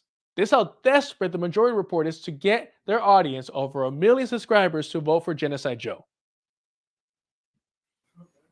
Okay. So he forgot Patrick Mahomes' name. He also forgot the name of the team. He was like the Kansas City Chiefs. Wow, you're going to compare that to calling Sisi the president of Mexico? It's the majority report is just there for DNC fucking propaganda. That's why they don't criticize they don't go after them as hard as they do the Republicans. They don't go after Pac-Man as hard as they go for Jimmy Dore, even though Pac-Man was supporting the genocide of indigenous people in Bolivia, even though Pac-Man is defending, the genocide against Palestinians by the hands of Israel. They don't go as hard against Jimmy Dore because they don't want people to their left to go after them, to hold them accountable for their propaganda bullshit. Why do you think Naomi Kans ran against a fucking a legitimate, left candidate, and Sam Cedar was supporting her, going against his political principles to supporting the homie that was just there to be a fucking DNC op? Remember, Nomiki Kans worked with AOC before AOC was AOC. So they go on to do this as well. Emma almost gets it. And look at Sam's face of concern, like, yo, relax. Hey, remember, I need to get another MSNBC contract. Relax a little bit. Look at this. This is a response to Biden coming out, stumbling in his defense that he has cognition, proper cognition, right? Look at this. Also, he made a bunch of gaffes in this speech about how he was mentally fit. Like he confused Egypt and Mexico at one point, said El Sisi was mean, the look. leader of Mexico. Look, Like that's insane. Again, my theory, and let me know if I'm wrong in the comments, is that he saw Sisi, he read Sisi, he said Sisi in his head, and is like, oh, Sisi, like Mexican Spanish, like yo, that's Spanish, Sisi, yeah, Mexico. That's how far gone his head is. But he has mentioned like hanging out with people who have long been dead. So it's not just that, but look how Sam is like, yeah, we gotta defend this guy. Genocide Joe's #1 fan, Sam Cedar. The gaffes. I mean, you know, we have a clip of Jesse Waters talking about this whole thing, and then introducing the governor of South Carolina, Kristen Noem. I mean, that happens, right? Like that happens. Look at Emma's face, like, God damn it. Like, she's like, God damn it. Am I really that much of a fucking sellout? Like, I went to private school my whole fucking life. My parents donate to the DNC thousands of dollars. And this is where I end up, a glorified YouTube streamer. This is, look at her face. Because she knows Sam is nothing but a fucking spineless DNC stan. Look at him. Look at her face. Kristen Noem. I mean, that happens, right? Like that happens. Look at the real mistake here, and let's just. It's like, God damn it. Yeah, she was gonna say, yeah, but to confuse fucking Sisi as president of Mexico is insane. Emma Vigeland has been paid by the DNC aligned PAC, Progressive Victory, to go on a panel with Rokana and Vaush. Oh, she was cozying up with that pedo. El pedo Vaush. 100%. She's connected. We know Nomiki Kantz, who was also a contributor here to the Majority Report, was connected. Again, you know, not to bring up the fucking force to vote thing, but to focus on pushing for Medicare for all, universal health care. Sam Cedar backed down from all that because somebody in the AOC's or the squad's inner circle reached out to him. He said, somebody important, but I can't tell you who it was. And then he started repeating the lie that McCarthy could become speaker. The same shit that Jayapal started selling. So yes, the Majority Report is fucking in cahoots. In cahoots with all these motherfuckers. And they're taking your money. Hell, Sam Cedar today was advertising razor blades. He's selling fucking razor blades. Bro, if you're fucking have over a million subscribers and taking people's money, why the hell are you out here pushing razor blades like a fucking used car salesman? Like, how fucking disgusting is that? I'll find it. I'll pull it up. Look how fucking pathetic this man is. And that was the main thing that let's wrap this up. Also be clear. Let's see this. Fuck it. I'm distracted. The ADD1 or whatever the fuck, right? Look at this. This was today. Look at them. And this one with their computer numerical. Look at his face. Control. He doesn't even fucking believe Thank you. it. I can never remember what the name of Look at him. diving board. And the further away from the shaver it is, the less control the shaver has. Running ads. And this one with their computer numerical doesn't even control. believe this bullshit. Thank you. Look I can never remember what the name of that machine is. The blade sticks out from this just like 0.0013 or something. Essentially the thickness of a human hair. But if you call right now, this very second, we're gonna throw in another raise. Like, what the fuck? This is who people take fucking seriously, who people are giving money to for this, for him to run fucking razor blade ads. I fucking hate these people, bro. Like, legit, like, holy shit. I used to listen to them, and this is why I fucking hate them. If I seem petty, if I seem vengeful, yes, I'm all that fucking shit. Because they're taking your money. They're swindling people. People that actually care about this shit, that have done more than them. That's what they're doing. They're swindling. Yeah, I don't smoke anymore, but why do you have sponsors? If you have over 1 million subscribers, YouTube is paying you. You have Patreon supporters. You have people fucking sending you money, donations to you. Why do you need to run ads? Do you not have enough money? Your dad was a fucking lawyer. You're a failure in life. I understand that.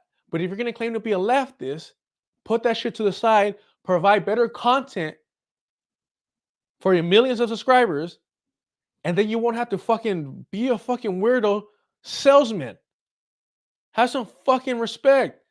But of course not, because yes, NATO no Miki. You guys are fucking fraud.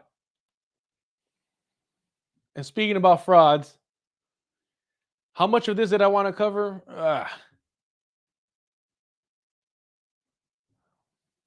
Listen, this guy has been known to be a sexual harasser. This guy has been known to be a racist. But it took this much. It took literal. He has stated that he's watched Drawn CP, child. He has stated that he's watched it. The Vanguard still had him on. Secular Talk, Kyle Kalinske still had him on. Crystal Ball had him on. The Real News had him on. He has admitted to sexually harassing women. He has admitted to watching Drawn Child P, right? All this stuff. He has been racist. He's, galvanized his audience to harass black women because of the Great Replacement, because he believes that black nationalists, revolutionary, people want a white genocide to occur. All these things. And he was platformed and whitewashed by all these self-proclaimed leftists. Again, the Vanguard, Secular Talk, Kyle Kalinske is a fucking racist himself. Crystal Ball, all these individuals. The Majority Report, all of them helped to whitewash. Emma Vigeland was in a panel with him.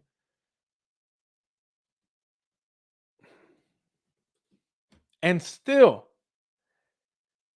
they let everything slide. And it took literal child CP, like Drawn Child, for anybody to pay attention. It took fucking Ethan Klein, a Zionist, to expose him, truly expose him. How insane is that? Insane. Insane. Watch.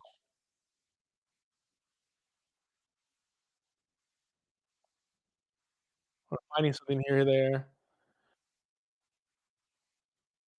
The Serfs had him on for the longest.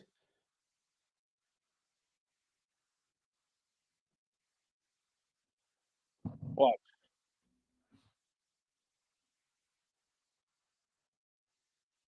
All right.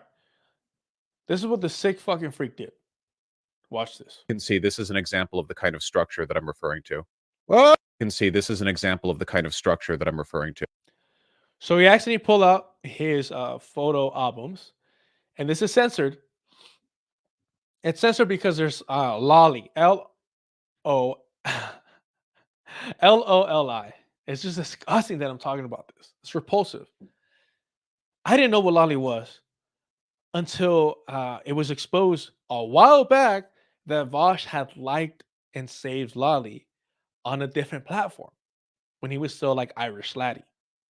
This was known. It was known that he was a pedo.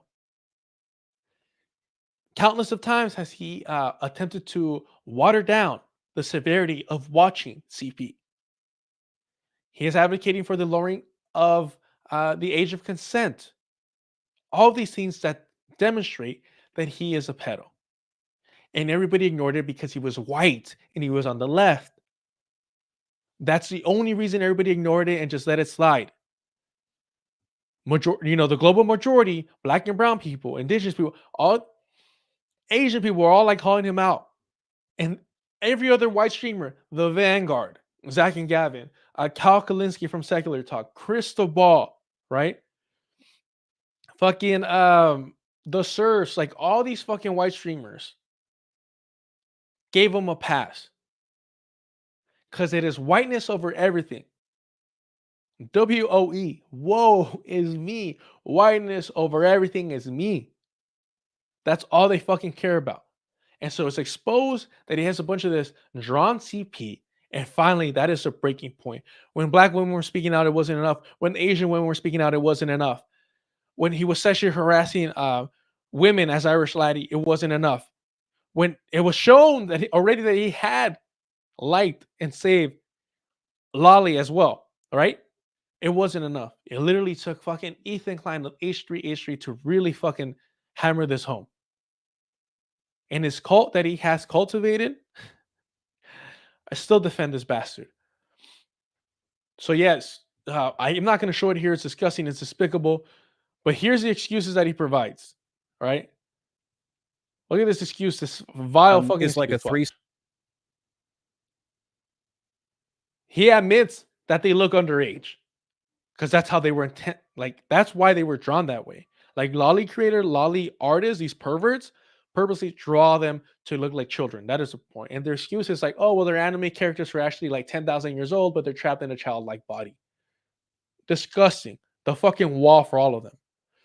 This is an excuse for having this shit, man. Fucking repulsive. I can't even speak. The other one is like a threesome with two chicks and a guy. And in retrospect, looking at it, knowing now that that artist is a lolicon, yeah, I can see it. When I looked at it, I think the vibe that I got was like the vibe, short stack, thick kind of thing. You know what I mean? He's talking about a child, by the way. Like the way like goblins get drawn in porn. You'll have to entertain me for a moment on this presumed shared knowledge of how goblins get drawn in pornography. But you know how they're all like thick short stacks, right? But they don't have child faces. This is all over like Twitter, right? And you're seeing like the censored photos that he had saved.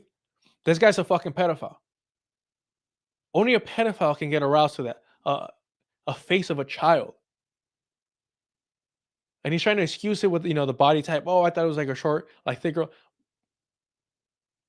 Her face is a child's face. So yeah, it's been known that this guy was a pedo, but it was excused. It's been known that he was a sexual harasser, but it was excused because it's whiteness over everything. And now the Vanguard wants to act all surprised and high and mighty. All these individuals that helped to whitewash his image. 100% that he wasn't always a fucking pervert. Hassan Piker, ignored him instead of exposing him to his young audience, saying, hey, like this guy's a fucking danger. This is what he stated. The way I see it, right? Quote, Vaush. This is Vaush. The way I see it, the age of consent in sex exists out of respect for the numerous power imbalances older people have over younger people. As those imbalances, or at least some of them, are redressed through the advent of socialism, the age of consent should therefore be lowered. This motherfucker's pushing socialism to lower the age of consent. That's how like rotted his brain is. He is beyond saving. He is a danger. But we've seen this before. We've seen this from him before. And this is something pretty fucking disgusting, right? From him. All my like stuff, all my fucking nerdy ass stuff. Watch. So he addressed the one that he admits was drawn by a lolly creator, a CP artist, right? Somebody who visualizes and desires for children to be sexually abused. That's what a lolly creator is. They create it for people who want to see that. Which Vaush is, which is a pedo, right? To be very clear. He admits to one of them. So he's already admitted to being a pedo. But he also had images that he says, no, they looked older. He has a he's like into bestiality, meaning he's like into horses. Right? Not like fucking furry anthropomorphic shit. There's like mythical stuff right there. No, he's into the actual physical living horses. Actual horses is what he's into. And one of those horses was assaulting RAPE a young girl that was drawn. That's what he had saved in his computer. That's what he himself leaked. And this is what his defense is for having this drawn CP. Stuff is this or that, okay? I'll make it clear. You can write this down. I want to fuck a woman as a horse. None of this is a secret. To be clear, many jokes have been made about this, but I stand by it. My moral principles are rock solid. I'm on my feet are firmly planted in the ground. I've got my boots up, they're Vile. planted firmly. You cannot move me from my position. This isn't a secret. He's a proud pedo. Let's talk to a therapist. Well, why do you want to be the horse, Vaush? Because then I'd have a giant dick. Okay, couldn't you have a big dick This is the other way? disgusting. Well, yeah, I could. Like, yeah, I could have a big dick hypothetically in any variety of scenarios, but then it wouldn't really be a horse dick. Well, you could be a human with a horse dick, yes, but then I wouldn't have that powerful stallion energy That's using vile. it. There you go. That's it. That's the whole thing. He says that's the whole thing. But the thing is, the art that he had, the lolly, the CP, the drawn CP, is of a horse penetrating a child. And he admitted to wanting to be the horse. So what he is saying is that he wants to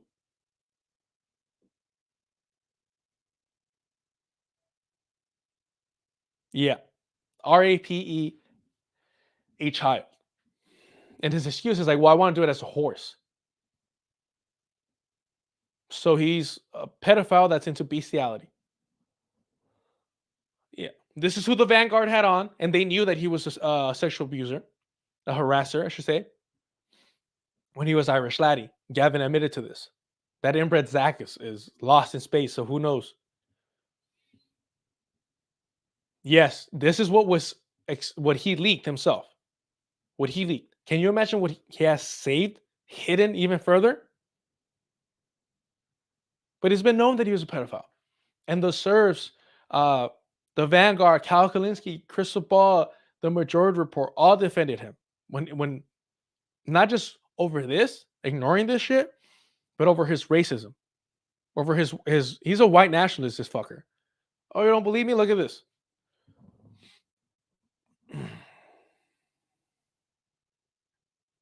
Is it this one here?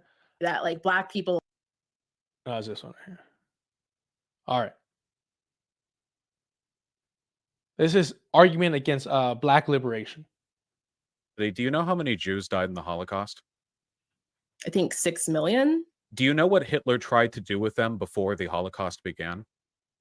See, this is what I'm saying. Like Answer the me being question. like people should have the right to self-determination. Answer the question. You are literally comparing me to Hitler and Nazis right now. Answer the question. What did he try to do before he killed them? That I'm wasn't not the going first to plan. answer the question because you Yeah. literally are proving my point. He tried Because to you remove literally them.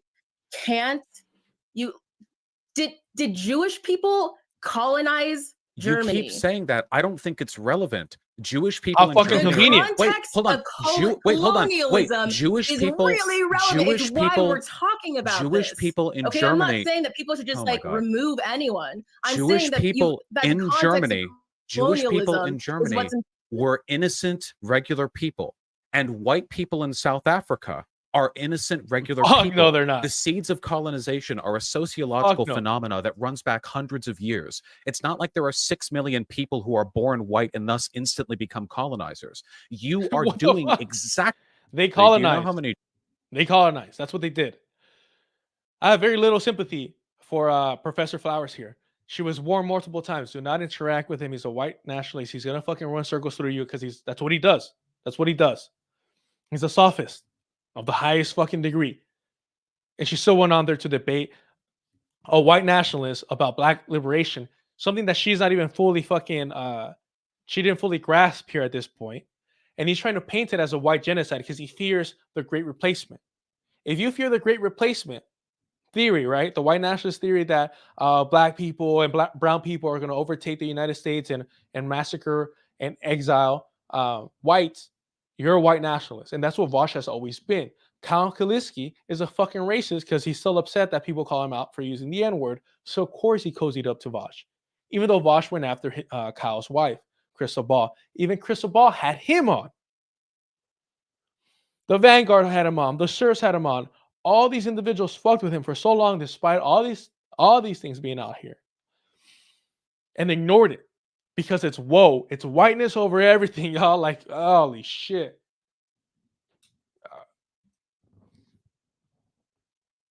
And this should have been enough, but even this wasn't originally what was the issue. You see, he was exposed early on by none other than Destiny, because he was like a Destiny orbiter. He was lurking and trying to take advantage of women in Destiny's Discord. Look at this. This is years ago. Destiny like delisted this video. So this isn't even all of it. And this is from like Vaush perspective or some shit like that. I've seen different versions of this, but Destiny basically has protected Vaush and removed this, you know, to be able to have this easily, to have access to this. Watch. Careful, because you're. I'm kind of like letting you like spin a whole tale that is. I don't think I'm this not. is like I true. think I just said this very neutrally. But if you, Of course, because you're the perpetrator, you're the predator. You think you said it neutrally, but this is his harassment of Poppy and another individual, where she literally had to block him, and he still kept harassing her in these logs, right? Threatening to RAP her. Oh, RAPE her, right? All right. Sure. So like, yeah. So I mean, like in reading these conversations, to me, it is insanely obvious kind of like what the goal is, right? We're engaging in like a decent level of emotional manipulation in order to make somebody feel bad enough to send you new pictures. That's kind of like what's happened here, right? The threatening them without being friends with them anymore. The saying that you're going to withhold advice and not talk to them on a deeper level if they haven't sent you anything. Like these kinds of like conversations seem to be geared towards making a person feel bad enough to send you new pictures. The aggressive, like, why are you so disinterested in being flirtatious with me? The pushing somebody, even though they've kind of said they're asexual. Like, it seems to me that we're kind of pointing in a particular direction that is pretty obvious. I was very confused at certain points because sometimes she said stuff to me that I interpreted as flirtatious. I'm not Sure. So like the responsible thing is like, if you're confused, then you probably wouldn't lean into it 150%, right? Yeah, that's why I stopped after this. I completely rethought how I talk to people online after this Poppy debacle, and since then I have been really fucking careful about engaging with people. Because I am, and I hate to pull this out because this sounds like some bullshit ass fucking invalid self-defense.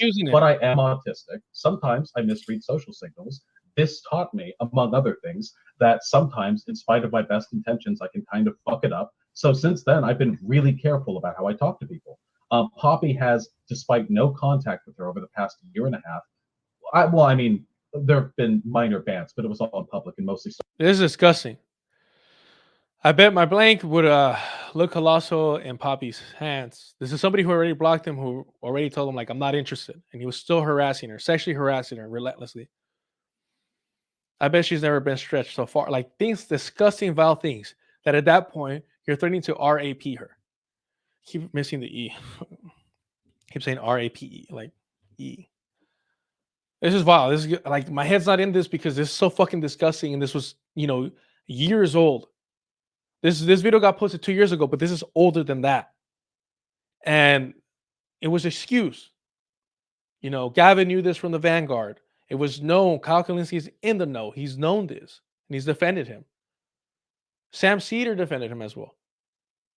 So these spaces are predominantly white because white people are protected. They protect each other. They circle the wagons. But now, like, it was just happenstance because there was no. This could have happened so many times before, and it didn't. All because people were willing to give this white guy a pass. That's literally the only difference. So after this whole situation with Poppy was exposed, that this guy was sexually harassing her relentlessly, threatening to RAPE her. Right. This is what he has to say. This is what he concludes with. After that whole situation goes down.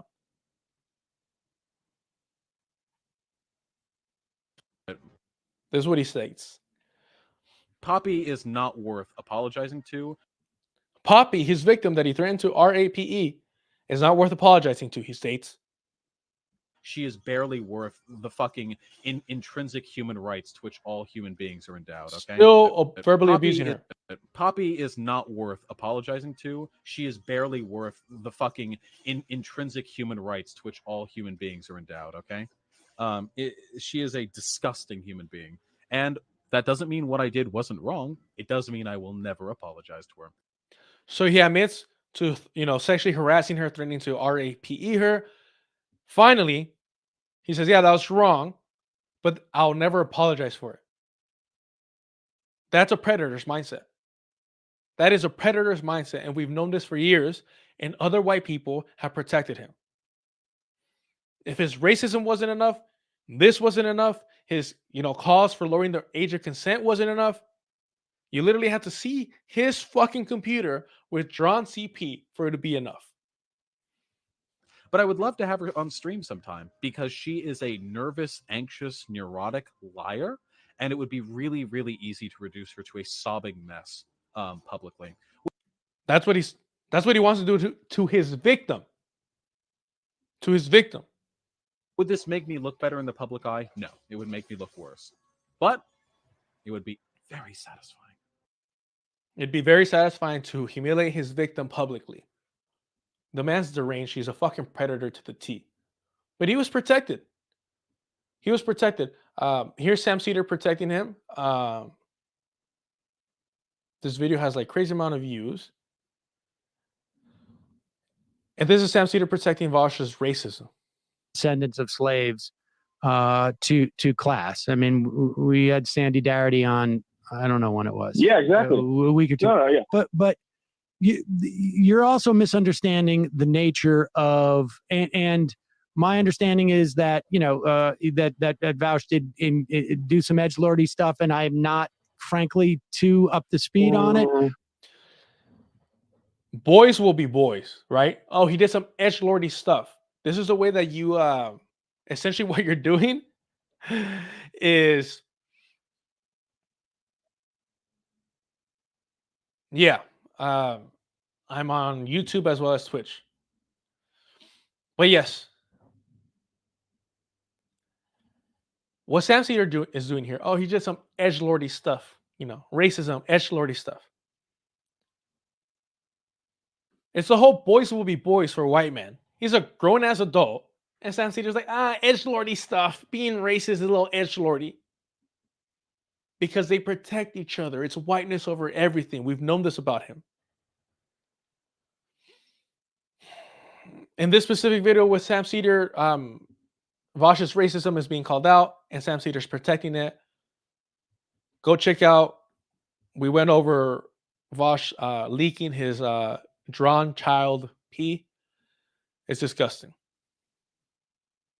Yeah, if you're gonna be asking how Vaush fearing black nationalism because of the great replacement, then I got nothing to say for you. I don't argue with fucking racist sympathizers. I don't got time for that. My life's too fucking busy for that shit. If you need to be told that the sky's blue, that's on you, not on me. All right. But I will tell you this. I used the N-word on Air America, I don't know what it was, 15 years ago, to make a point. I wouldn't do it today because I have a different, sort of, and it wasn't, I want to be clear on how I was using it then. I was using it to represent what someone had said at that time. Exactly. And so I'm not defending anybody's use of that word, and I wouldn't use it today. So Sam's like, well, I use the N-word, but I was quoting somebody. And then it's like, exactly, like if you're quoting somebody, it's very different than just outright using the N-word to impress fucking Nazis, right? Somebody asked in the chat, like, how is Vaush a racist? Well, then you don't know who Vaush is if you're asking that.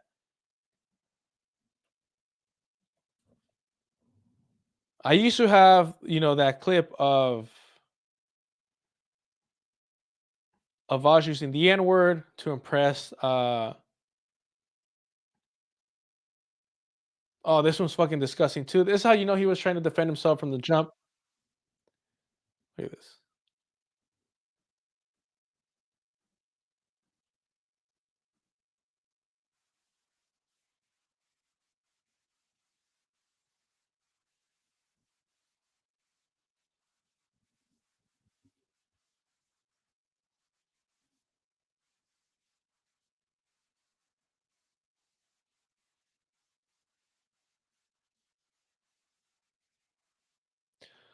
So there you go. There he is trying to essentially say like, oh, if you just, oh, my apologies. I didn't pull it up. Dude, okay, I'm going to take you, you're being honest. He did a debate with, what's his name, like American Johnson, Luna Oi's husband. And, they were arguing about philosophy, fucking boring ass shit that I'm not really into because it's It's a circle jerk, in my opinion. But Vaush argued that, well, that the Jews did have a disproportionate, control of banks in Germany. And then American Johnson just said, yeah, I'm out of here. I'm not arguing this with you. And then his fans, weeks after that, were digging up and providing evidence to show that there was a disproportionate, control of Jewish banks in Germany. Essentially justifying and admitting Nazi propaganda was somewhat true or true. That's the thing. I'm going to stop interacting with you because, one, you've been going pretty hard. I get it. I'm not saying you're spamming, but you're doing a lot. But what I will say is, I'm referring exactly to what these streamers do, right? Like context, right? They love saying context. Yes, when these streamers get together and start debating philosophy, it is a circle jerk. Is philosophy itself? No. But I'm talking about streamers doing it and debating each other. It's like, bro, like, most of you aren't fucking qualified to have this conversation. Your audience isn't educated enough on the subject to understand the conversation being had. So yeah, it's a circle jerk because it's just a fucking show. All right, but anyways, so there we have Vaush right here saying that if you just consume CP, something morally wrong with that, as long as you're not purchasing it. What if the offender is consuming child porn without paying for it? If you're not paying for child porn, if you're just getting it, there is no moral or legal argument against that. That doesn't also like rope in you guys for the things that you have purchased. I would never make the argument that somebody who doesn't pay for child pornography but consumes it anyway has committed an immoral act. So you said that if you just consume it but don't pay it, you're not doing anything immoral by looking up CP. That is wild.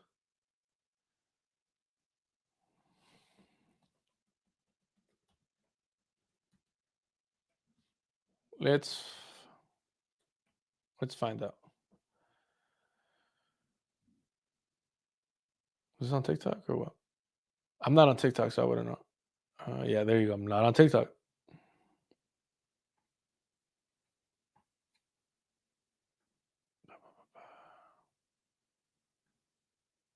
All right, here it is.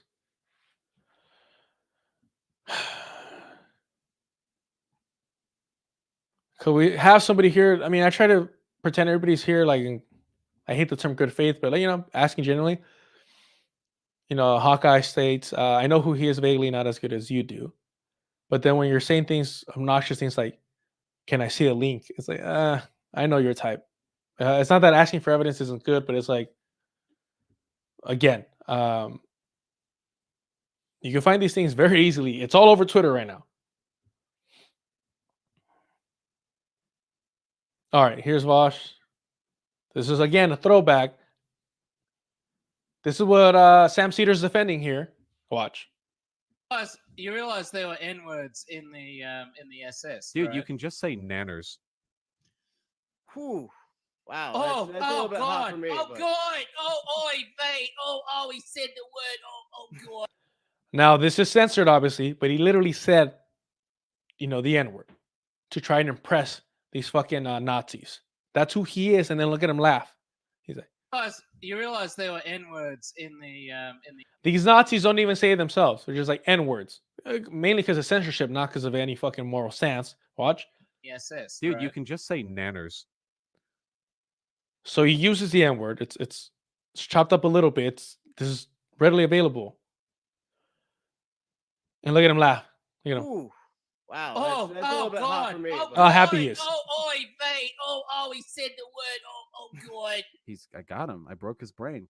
Look how You happy he realize- is. I got him. I broke his brain. Fucking disgusting, vile creature. The tactical N-word. Yeah, it's known. The tactical N-word is known the same way that his sexual harassment of Poppy was known. All this stuff was known. And yet the Vanguard had him on. Sam Cedar defended him, right? The serfs, was with Whiteleaf with him. All these things, all these white people were in cahoots with him because it's whiteness over everything. They'll protect each other. It took fucking Ethan Klein from H3H3 to out him. And Ethan did it because he's on this rampage against self-proclaimed leftists after the whole Hassan breakup. You know why Ethan also isn't legitimately like criticizing Vaush for CP. This is why. Because if he actually cared, about protecting children or exposing pedos, he would talk about how Jewish American pedophiles hide from justice in Israel. That's what he would talk about. A widespread problem. The CBS News investigation has found that many accused American pedophiles flee to Israel, and bringing them to justice can be difficult. Jewish Community Watch, an American organization that tracks accused pedophiles, has been trying for years to find Karol and help bring him to justice. Israel's a safe haven for pedophiles, but you won't hear Ethan Klein talk about that. Somebody asked, I didn't know that. Oh, there we go. It's this way. Kyle used the N-word? Of course Kyle used the N-word, bro. Why did I know that Zach uses the N-word freely, even though he's claimed never have to. I've used to say the N-word. Every fucking little beaner has used the N-word. We somehow think that we get a pass. And there are black people that give brown people the pass, who I've been like, yo, I'm way past that now. So I'm like, yo, like, why are you letting them like comfortably say it? Because if I say something, it's like, oh, you're being sensitive. Look, they don't mind it. So why do you, right? I've been in those situations. So if there's black people around and they're not checking them, I'm not going to check them in that situation, because then it becomes like they try to tokenize. Other brown people try tokenizing black people. And there's black people who are just exhausted and don't give a fuck as long as white people don't say it. They've normalized, brown people saying it. And I tell my, black people that I know like that, all right, say wetback, call them spics, call them beaners, and see how they react. But you're cool, you're comfortable with them using the N-word? I'll say something, but if you're not, if you're gonna let that shit slide, if they're gonna ask you, and you're gonna be like, nah, it's cool, then why am I wasting my fucking time? I'll tell the brown people that I know, like, hey, bro, like, why are you speaking that way? That doesn't involve it. That's not us. We have enough slurs amongst each other to use them. But anyways, I got to wrap this up. So here's Kyle Kalinske admitting that he used to use the N-word and upset that he was exposed about it. Also, listen, when I got into my, scandal about my old tweets when Mike Cernovich dug them up and wrote an article calling me a sexist and a racist and all the negative things in the book, nobody defended me. And listen, I'm totally fine with that. I never held a grudge over it. I never thought like, how dare, all my friends in lefty circles not come out of the woodworks and, put their neck on the line for me. I just thought, listen, this is par for the course. Nobody defended me. Nobody defended me. And then also, listen. So he's saying, when I was exposed for being a sexist, but using the N-word, nobody defended me. I'm not holding a grudge against it, but nobody put out their neck for me. Homie, yeah, right? You're complaining that nobody defended you being a fucking racist? Yeah. Oh, all right, bro. You see what I'm saying? It's whiteness over everything. It's whiteness over everything. They protect each other. It's just that Vaush got caught up in the wrong moment when Ethan Klein is trying to tear down self-proclaimed leftists like Hassan. And Hassan allowed Vaush to slide so many times, knowing all this shit as well, and potentially putting his young audience viewers, because you gotta be you gotta be young to be a Hassan fan, in danger. It's whiteness over everything, bro. And yes, Hassan's white. I don't give a fuck who he prayed to growing up. I don't care where he grew up. Hassan's white. Fucking silver spoon, Nepo baby to the max. So yeah, we've had fucking white tears, bro. I'm over it. Fuck all these people. Like and subscribe if you want to see them get called out, because that's what I'm here for. I'm not asking for your money. I'm not an opportunist like that. Don't give your money to streamers or to video essayists. They don't do the fucking work. They don't get shit. You work hard for that money. Keep it to yourself, your family, your friends, your community that needs it. You're better off fucking buying a 40 for the local drunk than giving these fucking privileged white boys money. White men, my apologies. We don't infantilize these fucking opportunists. So yeah, fuck the Vanguard, the Zionist Guard. Fuck Vaush the pedo that we've known is a fucking racist white nationalist. We've known that he's a sexual harasser, but got protected by his fellow whites. We know all that shit. Fuck all them. Fuck the Chiefs too. And racism, but you have people doing the fucking tomahawk chop. Yeah, fuck all you motherfuckers too. And the Guardian Angels, the New York Klan, committing a hate crime on national news, Hannity getting off on it. The majority report defending Joe Biden. That motherfucker's gone. He's been gone. CC fucking 2024, the president of Mexico. That's who I'm voting for. Hasta luego. Hasta la próxima. Go check out Breakthrough News, Black Power Media, Electronic Antifada, Decolonize Buffalo. You know what it is. Never give your money to streamers and video essays. Fuck all these Eurocentric opportunists. Thank y'all. Like and subscribe. Do all that cute shit.